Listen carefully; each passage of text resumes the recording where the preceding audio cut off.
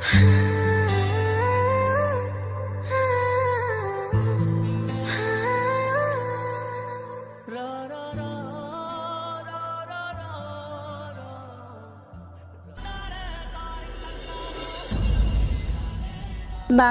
রাজধানী তথা ঢাকা শহরের অন্যতম পাঁচতারা হোটেল রেড অর্কিডের সামনে এসে থামে একটি সিএনজি। বিশালাকার বিলাসবহুল গাড়ির মাঝে ছোট সেই অটোরিকশাটিকে থামতে দেখে সেখানকার সকলেই বেশ অবাক হয়ে যায়, কিন্তু সেদিকে যেন হুঁশ নেই সেই অটোর মধ্যে বসে থাকা যুবকের। শান্ত মুখে তার বিবাহিত স্ত্রীকে নিয়ে সে বেরিয়ে আসে সিএনজির বাইরে। মলিন কাপড়ের তৈরি প্যান্টের পকেট থেকে 100 টাকার একটি পুরনো নোট বের করে সে এগিয়ে দেয় সেই ড্রাইভারের দিকে। এই যে দাদা, আপনার ভাড়াটা আমাদেরকে এখানে পর্যন্ত নিয়ে আসার জন্য। আমি কিন্তু এখনো বুঝতে পারছি না তুমি আমাকে এখানে কেন নিয়ে এলে। সবাই দেখো আমাদের দিকে কিভাবে তাকাচ্ছে। আমার ভালো লাগছে না লাকি, চলো এখান থেকে চলে যাই। চলে তো যাওয়াই যায়, কিন্তু ওদের জন্য আমরা এখান থেকে কেন যাব? আমরা তো কাউকে বিরক্ত করছি না। তাছাড়া যখন ওদের চোখ আছে তখন সেই চোখ দিয়ে আমাদের দিকে ওরা ভালোভাবে তাকাবে কি খারাপভাবে তাকাবে সেটা পুরোটাই ওদের উপরে নির্ভর করছে, তাই নয় কি? আর আমি তো এখান থেকে যাওয়ার জন্য আসিনি। তাহলে তুমি আমাকে এখানে নিয়ে এসেছো কেন? দেখো, তোমার কিন্তু সেই সামর্থ্য নেই যে তুমি ভেতরে যেতে পারবে। নিজের ক্ষমতার ব্যাপারে একবার ভালো করে ভেবে দেখো। তাই আমি বলছি, এখানে শুধু শুধু দাঁড়িয়ে থেকে কোনো লাভ নেই। আমরা বরং অন্য কোথাও যাই। লাভ আছে বলেই তো এখনো এখানে দাঁড়িয়ে আছি। না হলে তুমি খুব ভালো করে জানো মানালি, আজকের মতো এত গুরুত্বপূর্ণ একটা দিনে আমি কিন্তু এক মুহূর্ত সময় নষ্ট করতে রাজি না। তাই তোমাকে নিয়ে আমি এখান থেকে ভেতরে যাব। কি বলছো কি? আমরা ভেতরে যাব? না না, সেটা হতে পারে না। তুমি জানো এটা একটা 5 স্টার হোটেল। এখানে বাংলাদেশের সমস্ত বড় বড় বিজনেসম্যানেরা আসেন। সেখানে আমরা তো একদম সাধারণ। তার উপর আমাদের পোশাক দেখেছো? ওরা কোনোভাবেই আমাদের ঢুকতে দেবে না। আমিও আর কোনো অপমান সহ্যও করতে পারবো না। এতদিন ধরে নানান লোকের কাছে নানান অপমান শুনতে হয়েছে। আমি ক্লান্ত হয়ে গেছি অপমান সহ্য করতে করতে। আর সত্যি আমার মধ্যে সেই সাহসটুকুনিও নেই। আমি তোমাকে বলেছি মানালি, আজকে তোমাকে অন্তত আমার জন্য কোনো অপমান শুনতে হবে না। তুমি হয়তো ভাবছো আমি এসব না জেনেই করছি, কিন্তু আমি জানি যে আমি কি করছি। তাই এখানে দাঁড়িয়ে অনেক কথা হয়েছে, এবার চলো আমরা ভিতরে যাই। লাকি, আমার কিন্তু সত্যি ভয় করছে। একবার ভেতরে চলে গেলে কিন্তু আমরা বেরিয়ে আসতে পারবো না। এখানকার খাবারের দাম তুমি জানো না? তোমার 1 মাসের মাইনে শুধুমাত্র 1 চামচ খাবারেই চলে যাবে। আর তোমার 1 বছরের সমস্ত উপার্জনও খাবারের বিলের সামনে কম পড়ে যাবে। তাই এখনো সময় আছে, চলো আমরা অন্য ছোটখাটো কোনো রেস্টুরেন্টে যাই। না, আমি আজ আমার স্ত্রীকে নিয়ে এই হোটেলে ঢুকবো। তার জন্মদিনে আমি তাকে এই শহরের সবথেকে বেস্ট হোটেলে বেস্ট খাবারটা খাওয়াতে চাই। আমি এতদিনে অনেক কষ্ট করে শুধুমাত্র এই দিনটার জন্য টাকাগুলো জমিয়েছি। তুমি শুধু আমার উপরে একটু ভরসা রাখো। লাকি নিজের হাতটা মানালির দিকে এগিয়ে দেয়, আর এবারও মানালিও মনের সমস্ত ভাবনাকে সরিয়ে রেখে লাকির হাতটা ধরে। এরপর সামনের মোরাম বিছানো রাস্তার উপর দিয়ে হেঁটে তারা সামনের দরজার দিকে এগিয়ে যেতে থাকে। বিশালাকার সেই হোটেলের ভেতরে ঢুকতেই পরপর অনেকগুলো কফি শপ এবং রেস্টুরেন্ট চোখে পড়ে তাদের। লাকি প্রথমেই মানালিকে একটি কফি শপে নিয়ে যায় এবং সেখান থেকে মানালির প্রিয় কফিটা কিনে বেরিয়ে আসে সেখান থেকে। ধোয়া ওঠা গরম কফিতে চুমুক দিতে দিতে মানালি যখন এগিয়ে চলেছিল তখন উল্টো দিক থেকে আসা এক বিজনেসম্যানের সাথে ধাক্কা লাগে তাদের, আর সেই জন্যই মানালির হাতে থাকা কফিটা তার জামায় লেগে যায়। What is this? কি করলে তুমি? I am really sorry. আমি সত্যি বুঝতে পারিনি। কি বুঝতে পারিস নি? হ্যাঁ, চোখ কি অন্ধ নাকি? আমার এত দামি ব্লেজারটায় কফি ফেলে দিলি। জানিস এর দাম কত? 2 লাখ টাকা। কখনো চোখে দেখেছিস? অবশ্য তুই দেখবি বা কি করে?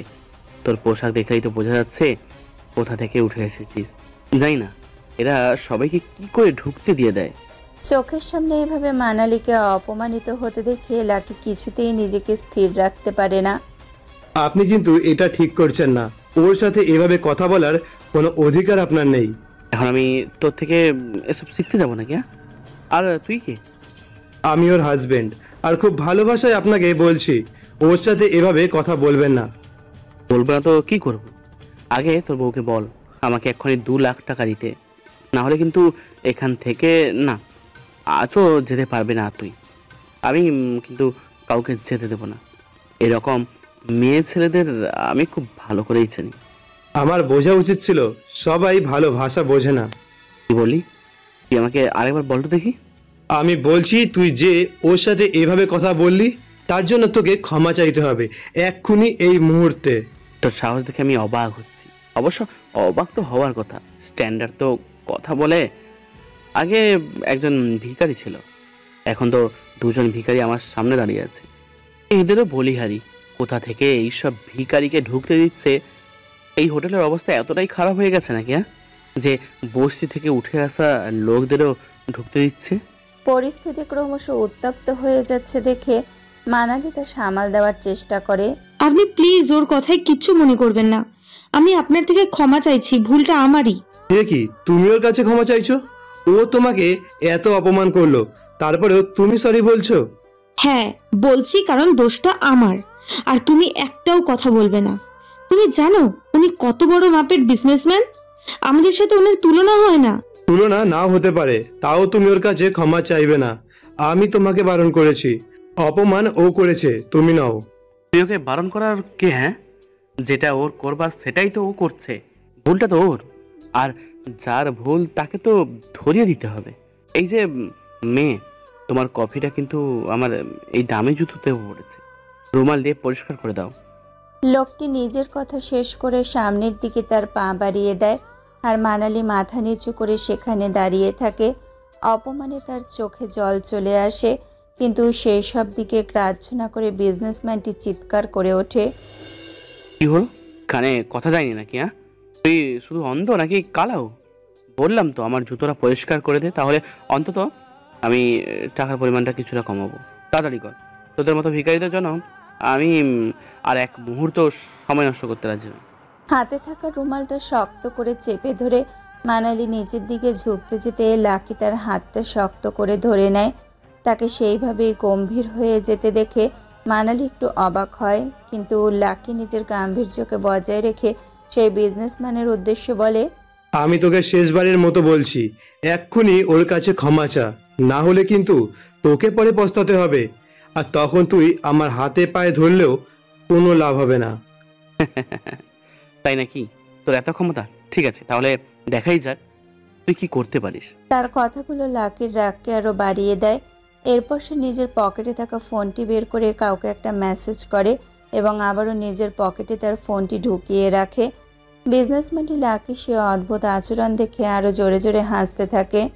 কিরে, তুই যে বললি আমাকে পস্তাতে হবে, কই কিছুই তো করছিস না, তোর ক্ষমতা দেখা। লোকটি নিজের কথাটি শেষ করতে পারার আগে হঠাৎ তার ফোনটি বেজে ওঠে। কলটি রিসিভ করে কানে দিতে অপর প্রান্ত থেকে ভেসে আসে তারই অ্যাসিস্ট্যান্টের গলার স্বর। স্যার, সর্বনাশ হয়ে গেছে। কেন, কি হয়েছে? স্যার, আমাদের বিজনেসে হঠাৎ করে ভীষণ লস দেখা দিয়েছে। আমাদের বিজনেস রিলেটেড যত শেয়ার ছিল সব কেউ বিক্রি করে দিয়েছে। আর শুধু তাই নয়, আপনার পার্সোনাল যে শেয়ারগুলো ছিল সেগুলোর দাম অর্ধেকের থেকেও অনেক বেশি নেমে গেছে। আপনি কি কিছু করেছেন স্যার? যদি আপনি এমন কিছু করে থাকেন তাহলে কিন্তু আমাদের এখনই সাবধান হয়ে যেতে হবে, না হলে আমরা কিন্তু রাস্তায় বসে যাব। কি বলছো কি তুমি এসব? আমি একদম ঠিক বলছি স্যার। যেভাবে আপনার শেয়ারের দাম কমেছে, কে বলতে পারে কালই হয়তো রাস্তায় বাটি হাতে বসতে হতে পারে। তার কথাটি শেষ হওয়ার সাথেই ফোনটা কেটে যায়, আর এতেই বেশ ভয় পেয়ে যায় সেই ব্যবসায়ী লোকটি। লাকির দিকে তাকিয়ে ঘাবড়ানো স্বরে বলে, এই, তুই নিশ্চয়ই কিছু করেছিস তাই না? কে তুই? কি তোর পরিচয়? বল আমাকে, তোর পরিচয় কি? আমার পরিচয় জানার কি দরকার? ক্ষমতা দেখতে চেয়েছিলিস, সেটাই তো দেখিয়ে দিলাম। আমাকে ক্ষমা করে দিন, আমার বড় ভুল হয়ে গেছে। আর কোনোদিন আমি এমন কিছুই করব না। ভুল তো তুই করেছিস, কিন্তু তার সাথে অনেক দেরি করে ফেলেছিস। আমি বারবার তোকে বলেছিলাম মুখ সামলে কথা বলতে, কিন্তু ওই যে কথায় আছে না, সোজা আঙুলে ঘি ওঠে না। সেই লোকটিকে এভাবে লাকির সামনে হাত জোর করে ক্ষমা চাইতে দেখে মানালি ভীষণ অবাক হয়ে যায়। ও বুঝে উঠতে পারে না হঠাৎ তিনি সেরূপ আচরণই বা করছেন কেন। নিজের মনেই সে বলে ওঠে, এসব কি হচ্ছেটা কি? উনি হঠাৎ করে লাকির কাছে ভাবে ক্ষমা চাইছেন কেন? এত বড় বিজনেসম্যান হয়ে উনি এমন কেন করছেন? একজন সামান্য ডেলিভারি বয়ের সামনে হাত জোড়ো করছেন? আমি তো বিশ্বাসই করতে পারছি না।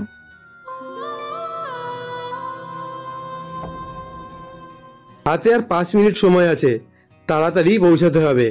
বাইকের গতি আরও বাড়িয়ে দেয় লাকি।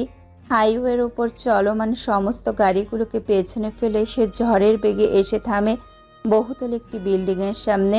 পার্কিং লটে গাড়িটা পার্ক করে সে সোজা এসে পৌঁছায় অফিস রুমে। স্যার, আপনাদের এখানে ইন্টারভিউ দেওয়ার জন্য এসেছি। ইন্টারভিউ হয়ে গেছে, তুমি এখন আসতে পারো। কিন্তু স্যার, আমার কাছে যে চিঠিটা এসেছিল তাতে তো এই সময়টাই লেখা ছিল। আপনাদের কোথাও ভুল হচ্ছে। কি বললে? তুমি আমাদের ভুল হচ্ছে? ঠিক আছে, আমরা তোমার ইন্টারভিউ নেব না। লাকি ভীষণ ভয় পেয়ে যায়। এই মুহূর্তে এই চাকরিটা ওর খুবই দরকার, আর সেটা না হলে তাকে পথে বসতে হবে। আর কিছু না ভেবে লাকি হাত জোর করে অনুরোধের সুরে বলে ওঠে, প্লিজ স্যার, এমন করবেন না। আমার এই চাকরিটার খুব প্রয়োজন। আপনি যা বলবেন আমি সব কিছু করতে রাজি। ভেবে বলছো তো? যা কাজ দেব তাই করবে? হ্যাঁ স্যার, আমি সব ধরনের কাজ করতে পারি। আপনি শুধু আমাকে এই কাজটা পাইয়ে দিন। আমি কথা দিচ্ছি, আমি সব কাজ করব। যেটা আপনি বলবেন সেটাই। ঠিক আছে, সামনের কাউন্টার থেকে অর্ডারগুলো নিয়ে নাও। আর হ্যাঁ, আজ রাতের মধ্যে যেন 100টা অর্ডার কমপ্লিট দেখতে পাই। ওনার সেই কথাগুলো শুনে লাকি ভীষণ অবাক হয়ে যায়, কিন্তু তার কাছে যে আর কোনো রাস্তা নেই। মনে মনে সেই আদেশকে মেনে নিয়ে লাকি ধীর গলায় বলে, এতগুলো অর্ডার আমি রাতের মধ্যে শেষ করব কি করে? কিন্তু না করলেও যে চাকরিটা থাকবে না। না না, আমাকে কিছু তো একটা করতেই হবে। মনে মনে সেই সিদ্ধান্ত নিয়ে লাকি এগিয়ে যায় সামনের টেবিলটার দিকে। কম্পিউটারে চোখ রেখে দক্ষতার সাথে কাজ করে চলেছিল সোনিয়া, এই অফিসের এরিয়া ইনচার্জ। হঠাৎ কারো পায়ের শব্দ শুনে সামনের দিকে তাকাতে লাকিকে দেখতে পায় সে। জিজ্ঞাসা সুরে প্রশ্ন করে, তুমি কি আজ নতুন কাজে এসেছো? হ্যাঁ, আজ আমার প্রথম দিন। ঠিক আছে, আমি তোমাকে ফোনে একটা জায়গায় ম্যাপ পাঠিয়ে দিচ্ছি। সেখানে সমস্ত ডেলিভারি আজ তোমাকে করতে হবে। আর শোনো, প্রতিটা ডেলিভারির পর তোমাকে এখানে এসেই নেক্সট অর্ডার নিয়ে যেতে হবে। বুঝতে পারছো? মেয়েটির কথা শেষ হওয়া মাত্রই লাকির ফোনে একটি নোটিফিকেশন ঢোকে। সে মেসেজটি খুলতেই একটি ম্যাপ ভেসে ওঠে তার মোবাইল ফোনের স্ক্রিনে। ম্যাম, এই জায়গাটা তো এখান থেকে অনেক দূরে। যেতে আসতেই অনেক সময় লেগে যাবে। লাকি কিছুই বুঝে উঠতে পারছিল না এখন সে কি করবে। যে জায়গায় তাকে যেতে হবে তা কমপক্ষে ঘন্টাখানেকের দূরত্বে। তার মাথায় হাজারো চিন্তারা ভিড় করতে শুরুই করেছিল। এমন সময় সে অফিসের বস অরিন্দম বাবুর গলার আওয়াজ পৌঁছালো তার কানে। যদি করতে হয় তাহলে করো, না হলে তোমার জায়গা নেওয়ার মতো অনেক লোক আমাদের কাছে আছে। এখানে দাঁড়িয়ে থেকে তুমি নিজের সাথে আমারও সময় নষ্ট লাকি করছো। সেখানে দাঁড়ায় না, সামনের কাউন্টার থেকে সমস্ত অর্ডারগুলো নিয়ে সে বাইকে বসে বেরিয়ে পড়ে নিজের গন্তব্যের উদ্দেশ্যে। তাকে দেখে সোনিয়া যেন একটু মায়াই হয়। সে চিন্তিত গলায় প্রশ্ন করে, স্যার, আমরা কি ছেলেটার সাথে ঠিক করলাম? এত রোদের মধ্যে বাইক চালিয়ে অত দূর যাবে, আবার এখানে এসে নতুন অর্ডার নিয়ে অন্য জায়গায়। এটাই ধরে নাও ওর পরীক্ষা। আমি সত্যি দেখতে চাই ও কি করতে পারে, না হলে আজকে ওর এখানে শেষ দিন। কড়া রোদের মধ্যে বাইক চালিয়ে একের পর এক খাবার পৌঁছাতে থাকে সে, কিন্তু রাত হয়ে গেলেও কিছুতেই 100খানা ডেলিভারি সম্পূর্ণ করতে পারে না। ক্লান্ত বিধ্বস্ত শরীরখানা নিয়ে অফিসের বাইরে সিঁড়িতে চুপচাপ বসে থাকে লাকি। না, সে পারল না, তাই আজই হয়তো তার শেষ দিন। হঠাৎ অরিন্দম বাবুকে নিজের দিকে এগিয়ে আসতে দেখতে পায় সে। এত রাত হয়ে গেছে, এখানে বসে বসে কি করছো? কাল সকালে লেট করে আসলে কিন্তু আমি ঢুকতে দেব না, বাড়ি যাও। স্যার, আপনি সত্যি বলছেন? আমি কাল থেকে কাজে আসতে পারি? শোনো, বেশি কথা বলতে আমি রাজি না। তুমি এখন এখান থেকে না গেলে কিন্তু আমি সত্যি তোমাকে এবার বের করে দেব। সেই দিনের পর থেকে লাকি নিজের সবটুকু দিয়ে কাজ করতে শুরু করে। দিনরাত এক করে সে লোকের বাড়িতে খাবার পৌঁছে দেয়। কড়া রোদ হোক কিংবা ঝড় জল, কোনো কিছুই তাকে থামাতে পারে না। কিন্তু এত পরিশ্রমের ফলে ক্রমশ তার শরীর খারাপ হতে শুরু করে। গতকাল রাত থেকে যেমন লাকির প্রচণ্ড জ্বর, তবুও সে বাড়িতে বসে থাকেনি। কোনো মতো একটা জ্বরের ওষুধ খেয়ে কাজে চলে এসেছে। আজ আবারও অনেক দূরে যেতে হবে তাকে। কাউন্টার থেকে খাবারের প্যাকেটগুলো নিয়ে সে সবেমাত্র এগোতেই যাবে, এমন সময় হঠাৎ তার মাথাটা ঘুরে যায়। তবুও নিজেকে সামলে নিয়ে লাকি নিজেই বলে ওঠে, এ কি করলে তুমি? খাবারটা এভাবে ফেলে দিলে? এর পয়সা কে দেবে? হ্যাঁ, বলো আমাকে। সোনিয়া লাকির কপালে হাত দিতেই চমকে ওঠে। স্যার, ওর গা তো জোরে পড়ে যাচ্ছে। কিছু হয়নি, এসব নাটক শোনো। যতক্ষণ না ও পয়সা দিচ্ছে ওকে কোথাও যেতে দেবে না। এসব ধরনের ছেলেকে আমি খুব ভালো করেই চিনি। তার কথাগুলো কানে পৌঁছতেই লাকি কাপা কাপা হাতে প্যাকেটে থাকা সামান্য কটা টাকা এগিয়ে দেয় অরিন্দম বাবুর দিকে। তা দেখে সোনিয়া বলে, বাকি টাকা আমি দিয়ে দিচ্ছি, তুমি একদম চিন্তা করো না। এখানে পাশে একটা ডাক্তারখানা আছে, আমি তোমাকে নিয়ে যাচ্ছি। আর দেরি না করে সোনিয়া লাকিকে ধীরে ধীরে দাঁড় করায়। এরপর তাকে সোজা সেই ডাক্তারখানাতে নিয়ে যায়। প্রায় আধ ঘন্টা পর ডাক্তার দেখিয়ে এবং ঔষধ কিনে বাইরে বেরিয়ে আসে তারা। সোনিয়া একটি সিএনজি দাঁড় করিয়ে লাকিকে ভেতরে বসিয়ে বলে, বাড়িতে গিয়ে তুমি কিন্তু সোজা রেস্ট নিবে, মনে আছে তো? আর এই ঔষধগুলো খেয়ে নিবে, বুঝতে পেরেছো? আমি তার সাথে কথা বলে নেব, তুমি একদম চিন্তা করো না। আমি তোমার সাথে আছি, সাবধানে বাড়ি যাও। প্রায় 2 দিন পর লাকি আবারও নিজের অফিসে এসে পৌঁছাতেই সোনিয়া জিজ্ঞাসা গলায় প্রশ্ন করে, তোমার শরীর এখন কেমন আছে? আগে থেকে অনেকটাই ভালো। একটা কথা বলার ছিল, বলতে পারি কি? হ্যাঁ বলো, কি বলবে? যদি তুমি কিছু মনে না করো, বিকেলে আমার সাথে 1 কাপ কফি খেতে চাইবে? নিশ্চয়, কেন নয়। সন্ধ্যের মধ্যে সমস্ত ডেলিভারিগুলো শেষ করে লাকি সোনিয়াকে নিজের সাথে করে ছোট্ট একটা কফি শপে নিয়ে আসে। গত 2 দিন ধরে তার মনে সোনিয়ার প্রতি জন্মানো অনুভূতিগুলো আজ সে তার সামনে তুলে ধরতে চায়। আমি জানি এই জায়গাটা খুব ছোট, তোমার কোনো অসুবিধা হবে না তো? একেবারেই না, কিন্তু হঠাৎ আমাকে কফিতে নিয়ে আসার মানে? সেদিন তুমি আমার জন্য যা করেছো তা সবাই করে না, তাই তোমার সেই সাহায্যের পরিবর্তে আমার তরফ থেকে এই ছোট্ট একটা ট্রিট। আমি সত্যি কখনো ভাবিনি কেউ আমার জন্য এতটা করবে। ও, এই ব্যাপার, আমি তো অন্য কিছু ভাবলাম। তোমার কথার মানে ঠিক বুঝতে পারলাম না। আমি ভাবলাম তুমি হয়তো আমাকে পছন্দ করো, তাই আমাকে এখানে নিয়ে এসেছো। সোনিয়ার মজার সুরে বলা কথাগুলো বুঝতে না পেরে লাকি চুপ করে যায়। কি হলো, চুপ করে গেলে যে? আসলে একজন ডেলিভারি বয়ের মুখে এই কথাটা হয়তো মানায় না, তাই আমি তোমাকে কিছু বলিনি। তবে সত্যি বলতে আমি তোমাকে ভীষণ পছন্দ করি সোনিয়া। সত্যি বলছো নাকি আমি বললাম বলে বলছো? লাকির কাছে সোনিয়ার মজার ছলে বলা কথাগুলো সত্যি মনে হয়, তাই এবার সে নিজের সবটুকু অনুভূতি তার সামনে তুলে ধরে। সত্যি বলছি, সেদিন তুমি আমায় যেভাবে খেয়াল রেখেছিলে, তারপর থেকে আমার মনে তোমার প্রতি ভালোবাসা জন্মেছে। আমি তোমার সাথে আমার বাকি জীবনটা কাটাতে চাই। কি বললে তুমি? এবার আমার সাথে মজা করছো না তো? দেখো, আমি কিন্তু তোমাকে একটু মজা করে বলেছিলাম। তোমার কি খারাপ লেগেছে? I am sorry, I am really sorry এমন মজা করার জন্য। কিন্তু আমি মজা করছি না, আমি সত্যি তোমাকে খুব পছন্দ করি সোনিয়া। বলতে পারো তোমায় ভালোবাসি। থাকবে আমার সাথে? লাকির সেই প্রশ্নের উত্তরে সোনিয়া কিছুতেই না বলতে পারেনি। এই কয়েকদিন তার প্রতি যে ওরও কিছুটা অনুভূতি জন্মেছিল তা অস্বীকার করতে পারল না সোনিয়া। লাকির হাতে হাত রেখে সারা জীবনে একসাথে কাটানোর প্রতিজ্ঞাবদ্ধ হলো সে। সময় নিজের স্রোতে বইতে লাগলো, আর কাজের শেষে লাকি এবং সোনিয়াও নিজেদের মতো করে সময় কাটাতে শুরু করলো।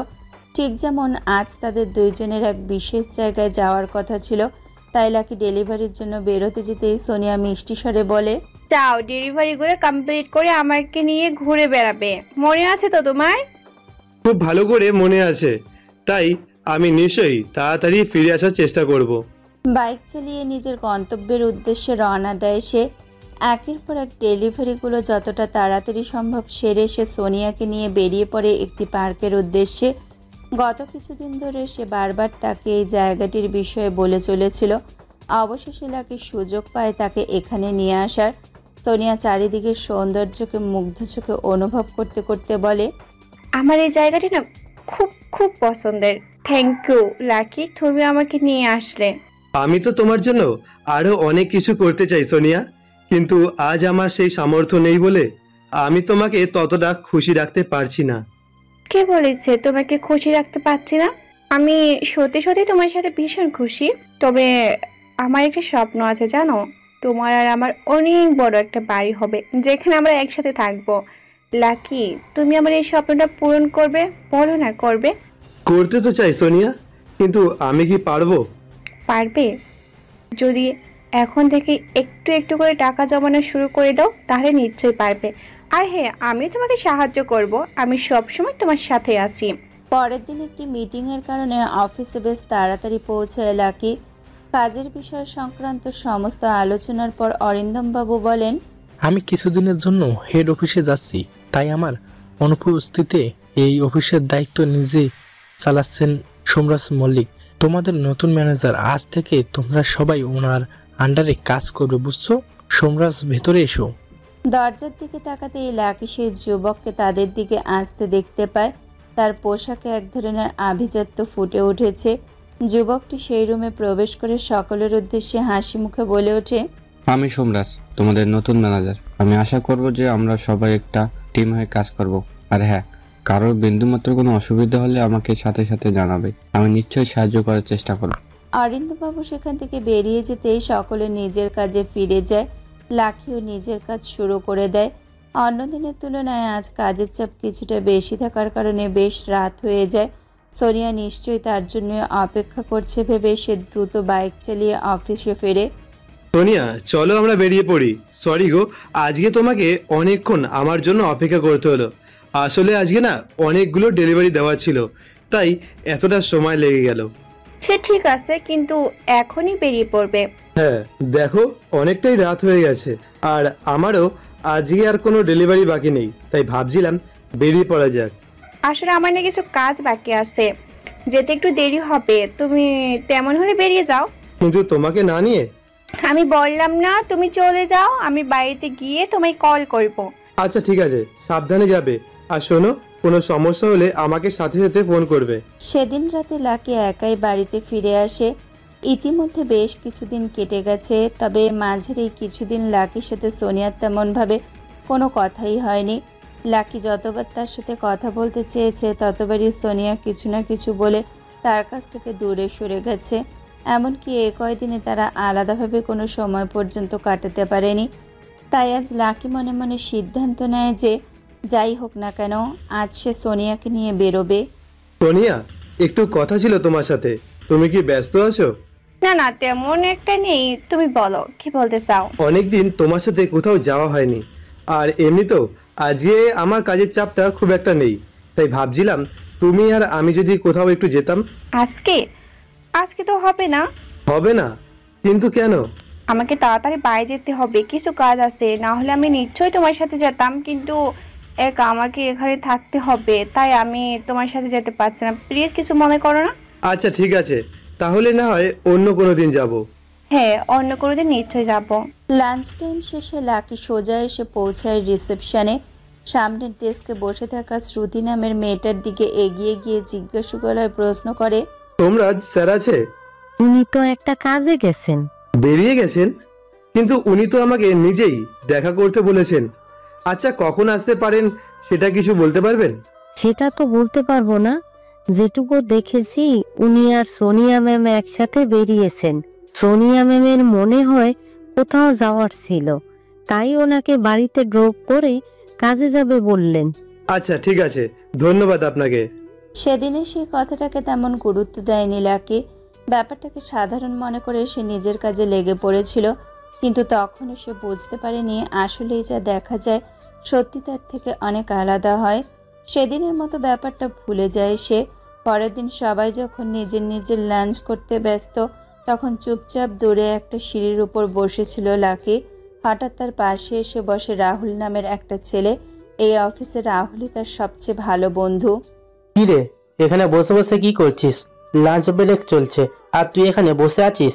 আমার খিদে নেই, তাই আমি খাবো না। না খেয়ে সারাদিন থাকবি কি করে? তোর মাথা খারাপ হয়ে গেছে নাকি? হ্যাঁ না রে, আমি একদম ঠিক আছি। আর আমি এমনিতেও এখন আমি সারাদিনে একবারই খাই। আমি চাইলেও বেশি টাকা খরচ করতে পারবো না, বুঝেছিস? আমার অনেক বড় স্বপ্ন আছে, সেটা পূরণ করার জন্য এতটুকু কষ্ট তো করতেই হবে। বুঝলাম না, তা কাল সোনিয়ার জন্মদিনে যাচ্ছিস তো? ও কিন্তু আমাদের সবাইকে তাড়াতাড়ি যেতে বলেছে। অবশ্যই আমাকে যে তাড়াতাড়ি যেতেই হবে, আমি জানি ও আমার জন্য অপেক্ষা করে থাকবে। আজ সোনিয়ার জন্মদিন, আর নিজের ভালোবাসার মানুষের জন্মদিন প্রত্যেকের কাছে ভীষণ গুরুত্বপূর্ণ হয়। ঠিক রাত 12টা বাজতেই লাকি সোনিয়াকে কল করার চেষ্টা করে, কিন্তু তার ফোন ক্রমশ ব্যস্ত পেতে থাকে। হয়তো পুরনো কোনো বন্ধুবান্ধবের সাথে কথা বলছে ভেবে লাকি ঘুমিয়ে পড়ে। পরের দিন অফিসের সবাই যখন প্রায় বেরিয়ে গিয়েছে, এমন সময় লাকিও গিয়ে উপস্থিত হয় সোমরাজের কেবিনে। স্যার, আজ যদি আমাকে একটু তাড়াতাড়ি ছেড়ে দিতেন। আসলে আপনি তো জানেন আজ সোনিয়ার জন্মদিন, আমাকে সবাইকে তাড়াতাড়ি যেতে বলেছে। এসব কথা আমার কাছে বলে কোনো লাভ নেই, বুঝতে পেরেছো? নিজের কাজ শেষ করে তারপর যেখানে ইচ্ছে যাও, আর যদি কাজ করার ইচ্ছে না থাকে তাহলে বেরিয়ে যাও। লাকি আর কিছু বলতে পারে না। সে মনে মনে সিদ্ধান্ত নেয় তাড়াতাড়ি কাজগুলো শেষ করে সে সোনিয়ার কাছে চলে যাবে। আজ এত গুরুত্বপূর্ণ একটা দিন, নিশ্চয়ই সে তার অপেক্ষা করছে। তাড়াতাড়ি সব কাজগুলো মিটিয়ে নিয়ে লাকি ঘড়ির দিকে চোখ রেখে বলে ওঠে, অনেকটা দেরি হয়ে গেছে, সবাই নিশ্চয়ই এতক্ষণে চলে গেছে। না, আর দেরি করলে চলবে না, আমাকে তাড়াতাড়ি পৌঁছাতে হবে। কিন্তু কি নিয়ে যাই? হ্যাঁ, মনে পড়েছে, ওর প্রিয় কেকটা, ওটাই নিয়ে যাই। পকেট হাতে কিছু টাকা বের করে লাকি। তা দিয়ে সে বড় কোনো কেক কিনতে না পারলেও ছোট্ট একটা কেক আর কিছু বেলুন নিয়ে হাজির হয় সোনিয়ার বাড়িতে। সোনিয়ার বাড়িতে ঢুকতেই লাকি ভীষণ অবাক হয়ে যায়। সারা বাড়ি কত সুন্দর করে সাজানো, কিভাবে এত বড়ভাবে সোনিয়ার জন্মদিন পালিত হচ্ছে সেটা বুঝতে পারে না লাকি। হঠাৎ সোনিয়ার কণ্ঠস্বর এসে পৌঁছায় তার কানে। এ কি, তুমি এখানে কি করছো? তোমাকে ডেকেছে কে? আমি তোমার কোনো কথার মানে বুঝতে পারছি না। তোমার জন্মদিন আর আমি আসবো না, এটা কি করে হয়? আমার জন্মদিনে আমি তো কোনো ভিখারিকে ইনভাইট করিনি। যারা এসেছে তাদের সবার একটা ক্লাস আছে, বুঝেছো? তারা তোমার মতো না, কিন্তু এসেই যখন পড়েছো তখন দেখি কি এনেছো।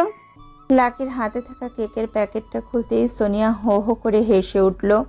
তুমি এইটুকু একটা কেক আমার জন্য এনেছো? বিদ্রুপ মেশানো গলায় কথাগুলো বলে সোনিয়া সেই কেকটাকে ছুঁড়ে মাটিতে ফেলে দিল। তুমি ওটা ফেলে দিলে কেন? বেশ করেছি, দরকার হলে তোমাকেও ধাক্কা দিয়ে মাটিতে ফেলে দেব। সোনিয়া, কি বলছো তুমি এসব? মাথা খারাপ হয়ে গেছে নাকি তোমার?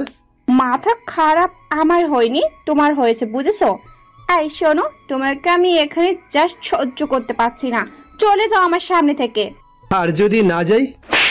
লাকির কথা শেষ হওয়ার আগেই সোনিয়া ওর গালে সজোরে একটা চড় বসিয়ে দেয়।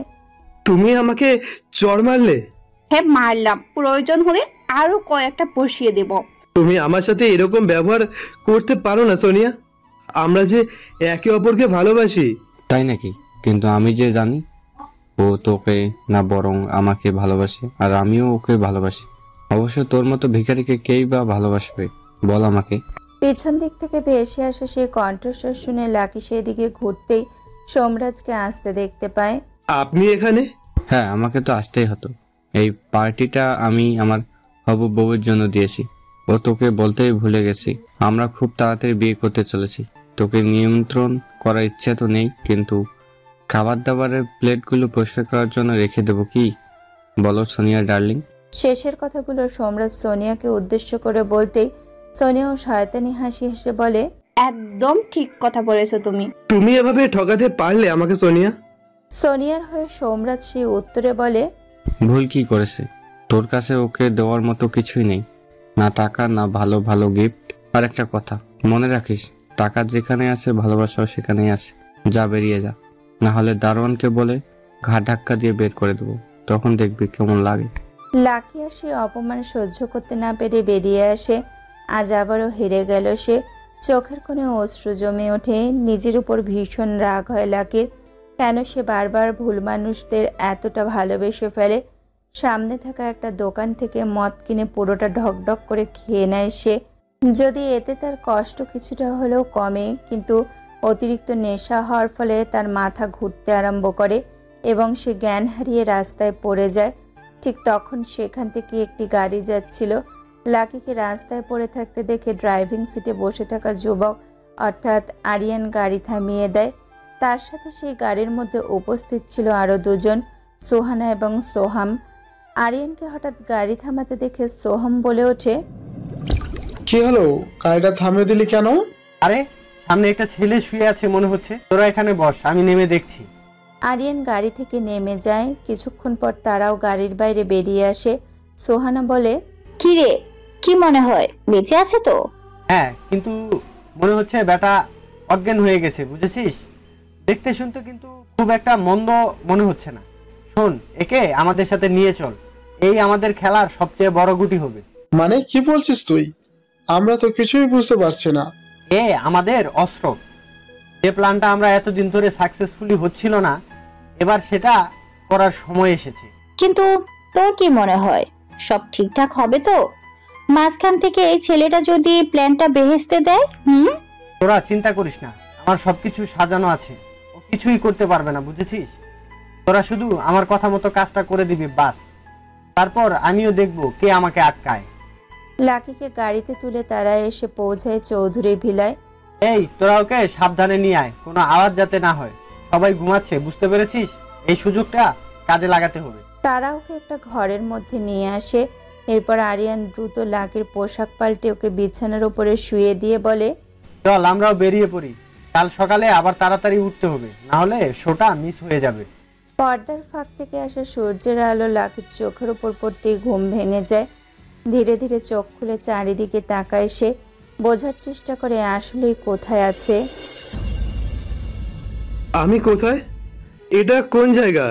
এ কি, তুমি আমার সাথে আমার বিছানায় কি করছো? হঠাৎ একটি মেয়ের কণ্ঠস্বর তার কানে এসে পৌঁছাতে লাকি অবাক হয়ে যায়। সে কিছুই বুঝে উঠতে পারে না। ও এতক্ষণ খেয়ালই করেনি বিছানাতে তার পাশে একটি মেয়ে ঘুমিয়েছিল। বিস্মিত চোখে সে তার দিকে তাকিয়ে বলে ওঠে, তুমি তুমি কে? আর আমি এখানে কি করে আসলাম? এই প্রশ্নটাই তো আমি তোমাকে করছি। আর আমার এই ড্রেসটা কে চেঞ্জ করলো? এবারে লাকিও খেয়াল করলো যে তার পরনের শার্টটা কেউ যেন বদলে দিয়েছে। তার পরিষ্কার মনে আছে কাল রাতে সে অন্য একটি শার্ট পরেছিল, কিন্তু কেউ তার জামা পরিবর্তন করবে কেন সেটাই সে বুঝে উঠতে পারে না। আমার জামাটাও তো কেউ চেঞ্জ করেছে মনে হচ্ছে। আমি তো এই শার্টটা পরে আসিনি। আমার শার্টটা কোথায় গেল? তোমার জামা কোথায় আমি কি করে জানবো? দেখো, আমি এইসব কিচ্ছু জানি না, কিন্তু তুমি এই মুহূর্তে আমার ঘর থেকে বেরিয়ে যাবে। চলে যাও।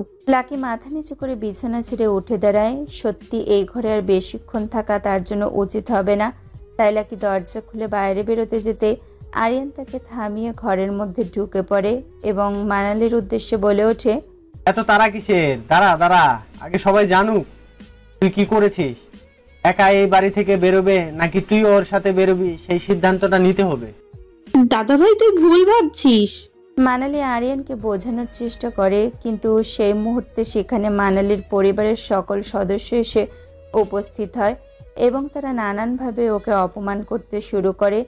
অজিতবাবু বলেন, কেউ কিচ্ছু ভুল ভাবছে না, ভাবতে তো আমিই পারছি না তুই এমন কিছু করতে পারিস। ছি ছি, লজ্জায় আমার মাথা কাটা যাচ্ছে। এত নিচে নেমে গেছিস তুই। হ্যাঁ, শেষে কিনা একটা বাইরের ছেলের সাথে এভাবে। বিশ্বাস করো, আমি এসব কিছুই করিনি। তুই কি আমাদের এতই বোকা ভাবছিস নাকি? হ্যাঁ বল, আমরা কি গাছে মুখ দিয়ে চলি?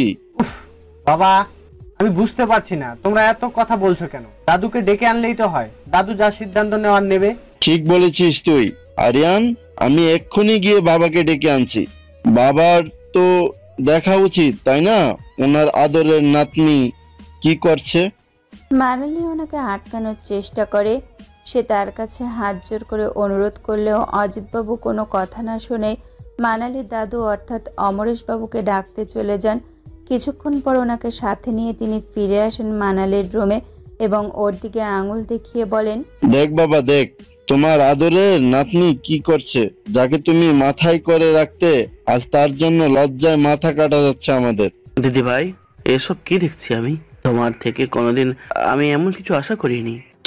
দাদান, আমি সত্যি জানি না, এই ছেলেটাকে তো আমি চিনি পর্যন্ত না। আপনার দিদিভাই একেবারে ঠিক বলেছে। উনি আমাকে সত্যি চেনেন না, আর আমি তো ওনাকেও চিনি না। আমি তো জানি না এখানে কিভাবে চলে আসলাম। লাকি মানালিকে সমর্থন করে কথাটি বলতেই অজিতবাবু ধমকে বলে ওঠে, মিথ্যা বলার আর জায়গা পাও না, তাই না? শোনো, ধরা পড়লে না সবাই এই কথাই বলে। বাবা, আপনি ওদের কোনো কথা শুনবেন না। আপনি এখনই সিদ্ধান্ত নিন কি করবেন। মানালি অশ্রু সজল চোখে তাকিয়ে থাকে অমরেশ বাবুর দিকে। সে জানতেই পারে না যে আসলে কত বড় চক্রান্তের শিকার হয়েছে সে। আরিয়ান খুব ভালো করেই জানতো অমরেশবাবু তার ব্যবসার উত্তরাধিকার হিসাবে মানালিকে নির্বাচিত করবে, তাই নিজের শত্রুকে সরানোর জন্য এই পরিকল্পনা বানায় সে।